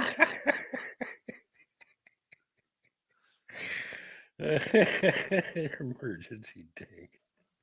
Yeah. Boy, that's who you want to be the local emergency dink. Somebody with no empathy whatsoever. Perfect guy for the job. Oh, yeah. Emergency dink. Oh, yeah. Unbelievable. Well, now we know why you're averse to going to the wedding, at least. It was a long way to get there, but it was worth it, as it turned out. The journey was worth the effort. But it breaks this. Here's my problem, dude. It breaks the streak. You know, like I'd gone 15 years and you know, like my nephew and his fiance, they're trying to cut down the amount of people, right? Mm-hmm. So I don't know. I'm really hoping that, you know, I get like a COVID scare or something that I can't go, you know. You know. Can't you just pre-record something, have somebody wheel in a view screen and then put it up from YouTube? Hi, can't actually be there. I'm all looking for Bigfoot, but I hope you guys all the best in your ongoing life. And I actually told my nephew that. I said, dude, you're cutting into my Bigfoot search weekends, man. What the hell are you doing here? You'll probably end up getting married again at some point, but I need to be out there looking for Bigfoot. What the hell? Like, can't we wait till emergency dink is off this planet? Like, come on. Can we send emergency dink out to do some dogman research? No. Oh my God. It is unbelievable. Unbelievable. Like, you can't of emergency dink. Oh yeah. I might get a t-shirt made up for him, for my nephew that says emergency dink. And when he says, what's this about? It'll be, oh, it's for your uncle. I was a late night part of the show one night, and yeah, I was telling my crowd, my listeners on YouTube, all about it, and you know. Hey, by the way, Dwayne, if you're watching, fuck you. I don't even know you, Dwayne, but yeah, eat shit. Yeah. Like, even his name sounds like emergency dink. Dwayne. He's not even one of those two ands. He's like a D. Wayne. Dwayne. Oh, God. Because he was Dwayne, the emergency dink. Oh, yeah. Trust me, he'll tell you how good he is. I called him Fig never hear the end of it. I called him Fig Jam. Fuck, I'm good. Just ask me. Oh, lordy lord. Oh, it's honestly, you can't make this stuff up, Duke. You cannot make this stuff up. I wish I was. And I got to sit through watching my nephew go get married. And by God, if there's family photos and emergency dink ends up showing up for them too, I'm going to have to fucking bail on those.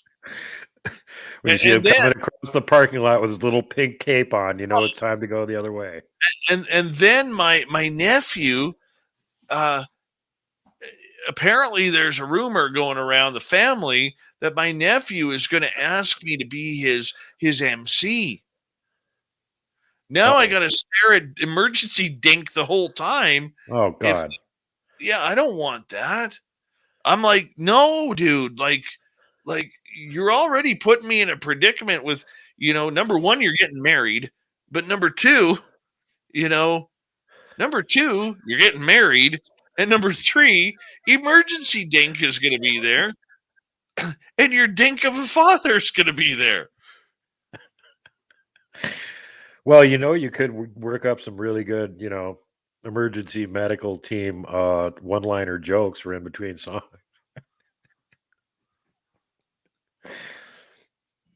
Oh.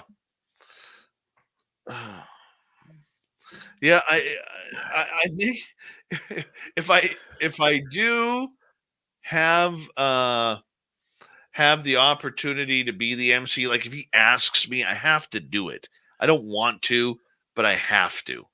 You know what I'm saying? So if I'm introducing the family, I'm gonna have to throw something in there about emergency dink, and hey, Dwayne, it's good to see that you took time from putting down the mirror to join us here in the public with all us, laymen. Yeah, the song goes out to E.M. Dink in his little purple cape. You can't make this stuff up. Emergency dink. Oh. Fleeing actual problem scenes for years. Emergency dink. Hey, did that kid just snap his leg? I need a coffee break. Yeah. Thanks, emergency dink. Oh, I would. You know what? If I couldn't get in trouble, I would actually show his picture on here. He just looks like an asshole.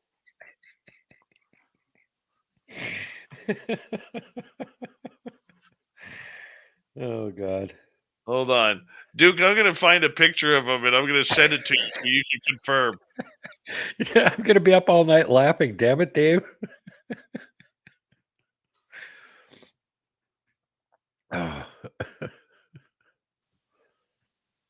Emergency dink. Uh-huh.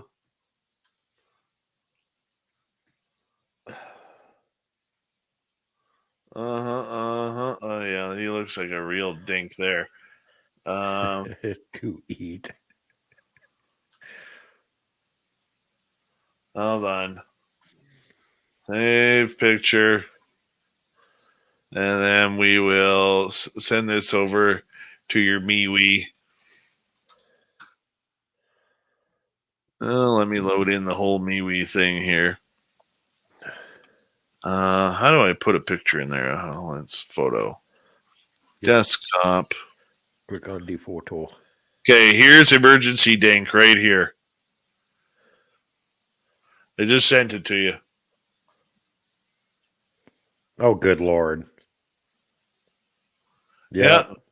Yeah. He looks like a Chucky doll that grew up. It's a complete dink. Yeah, he's got that look. I'm the coolest thing ever. Nope. Oh, yeah. Yeah. It's a complete dink. You can't get much more dinky than that. He looks like one of those guys that would like to have been a personal trainer, but he's too much of a pin dick pencil neck. Could never pull it off.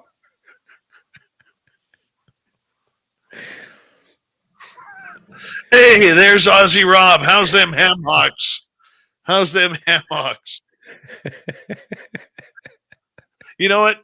Just in that photo, you can tell he's really saying, "I'm the best and you're not."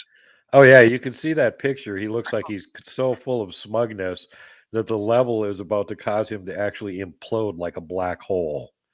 But at the same time, he's got that little outer sheen of, believe me, I'm really that cool. You should believe that I'm that cool. No, I don't believe you're that cool. You're a dink. You're a pencil neck dink. You got bandy legs and buggy whip arms and a pencil neck. You're a geek, dink.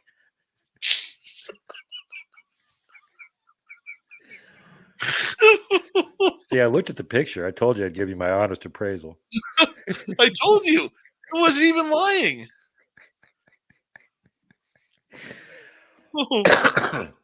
Yes, Chris Teen. He looks like one of those guys that wants to be a bully all the time until he runs into somebody bigger than him that whips his candy ass.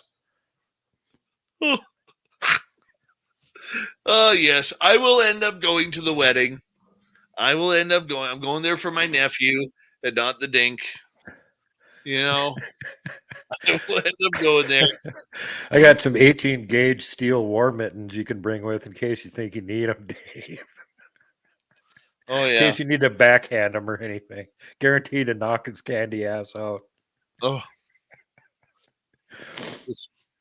he's unbelievable. He is unbelievable.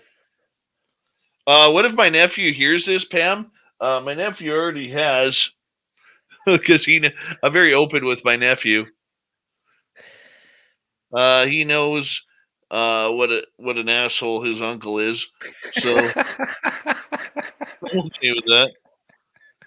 And what's the worst thing that happens? He tells me, "I don't want you to come here after what you said on YouTube." You're like, yes, a free out, an easy out, plus a half an hour of comedy. Yes, win-win. I win either way. I win either way. Hey, Burger Hustler, how you doing?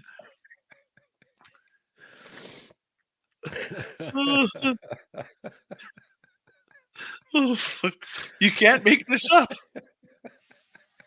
Well, I wasn't doubting you, but once you showed me the picture, that was the clincher. There's absolutely no doubt whatsoever. This guy'd make a dartboard. You could make an asshole dartboard with his picture. People would probably buy 1 million copies of it. Hey, that guy looks like an asshole. I want to throw darts at him. There's an egotistical ass. Hold on. SOR paid subscriber. Dave, could I ask a favor? When saying Yorkshire or any other county in the UK with Shire, pronounce it sure instead of Shire, as it hurts my UK ears. Well, I will do my best on that. I will. As part of the Commonwealth, I will totally do that. I think so. Hey, gorgeous Jessica S. How's it going? So wait, the hobbits come from the Shire, not the Shire? Yeah, Shire's in North America. Don't argue with Tolkien. Hey, Aussie Rob, that's some good ham hock right there. Solid anti-dink. Hey, Jessica. I'll be right back, Dookie. I got to go to the bathroom. All right. I'm going to go have a quick cig, too, and then I'll come back for a little bit more. And hopefully we can make more ridiculous comments that will encourage you to chuckle resoundingly. Meanwhile, avoid emergency dink, the true plague of the medical profession.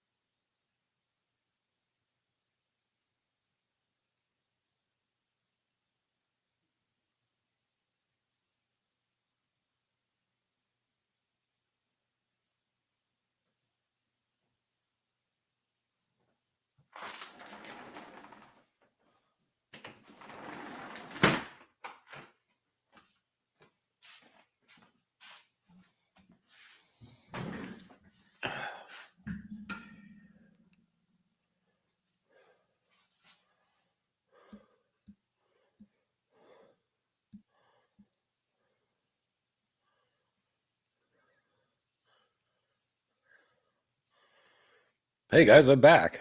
Should we talk about emergency dink somewhere? What a douche. No, Dave wasn't kidding. You can tell by looking at this guy's picture. Pencil neck, bandy legs, buggy whip arms, candy ass. Yeah, typical bully.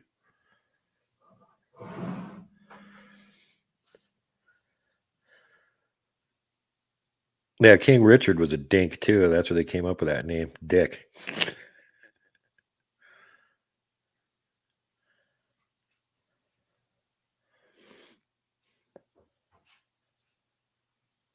Is Dave coming back?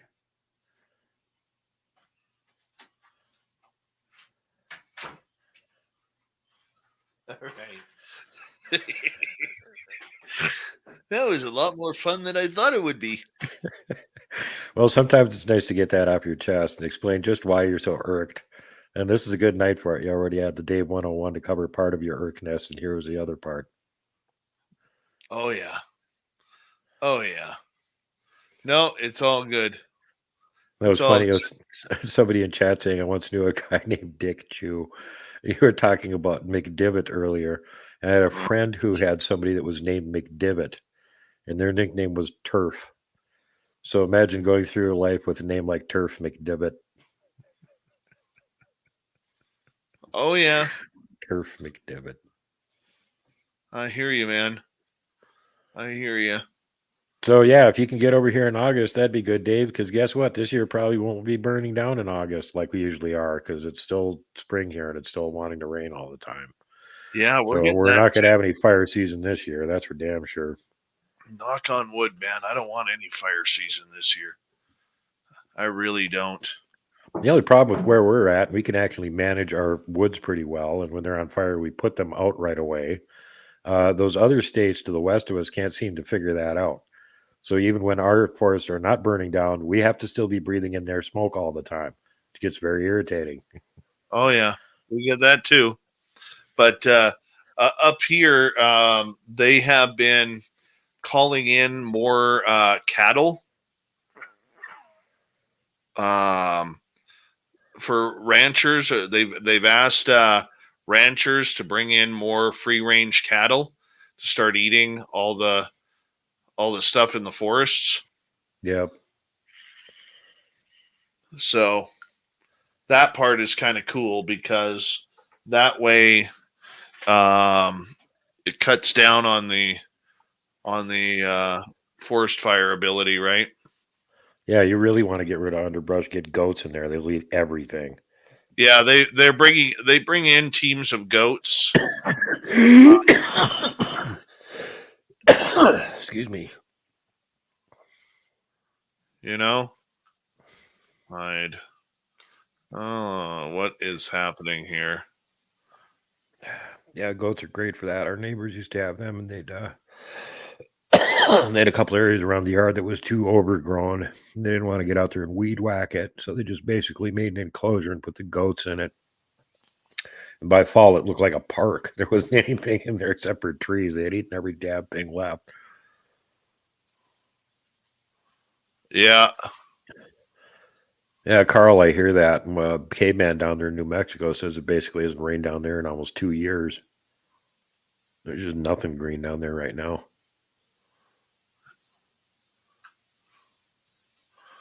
Yeah, good enough. Good enough. Close. Hold on. Let's get rid of. Hold on a second here. That was all of them. That was all of them. So let's just dump this.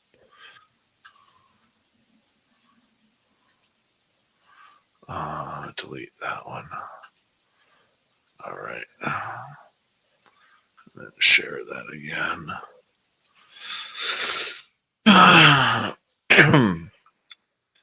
Caveman's telling me the San Juan River is almost dry, and I said, well, you probably shouldn't have put in your own pipeline diverting most of the river up on top of your mesa and having a banana plantation up there. He's like, right? Shh, don't tell him. Hi, DL Bailey. How you doing? Oh, God. That's just terrible. That is just terrible.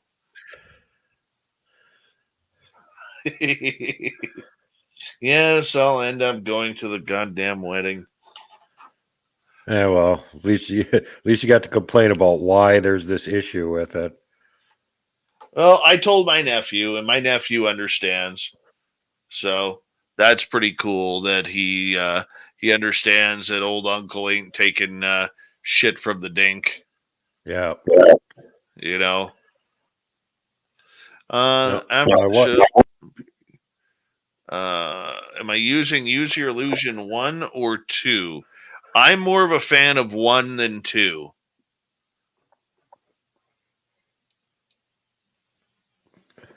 But if I were to rock out tonight, it would be on GNR. I know a lot of people don't like it, but I'm still a Chinese Democracy fan. I think that's the second best album they did outside of Appetite for Destruction being number 1. But that's just me.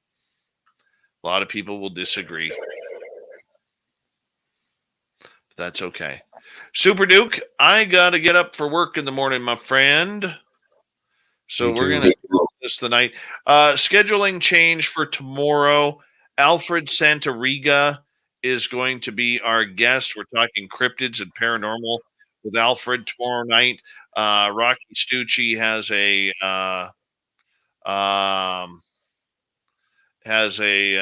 charity softball game that he's doing down in Texas, so he cannot make it. But yeah, Simon, go listen to Chinese Democracy. It's phenomenal. It really is. Especially the song There Was a Time. Beautiful song. Beautiful song. Super Duke, thanks for hanging out, buddy.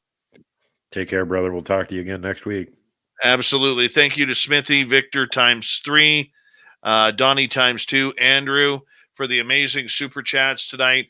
I have to create a new outro because of the music copyright, but we'll talk to you guys all tomorrow night, 9 p.m. Pacific, midnight Eastern. See you then. Good night, everyone.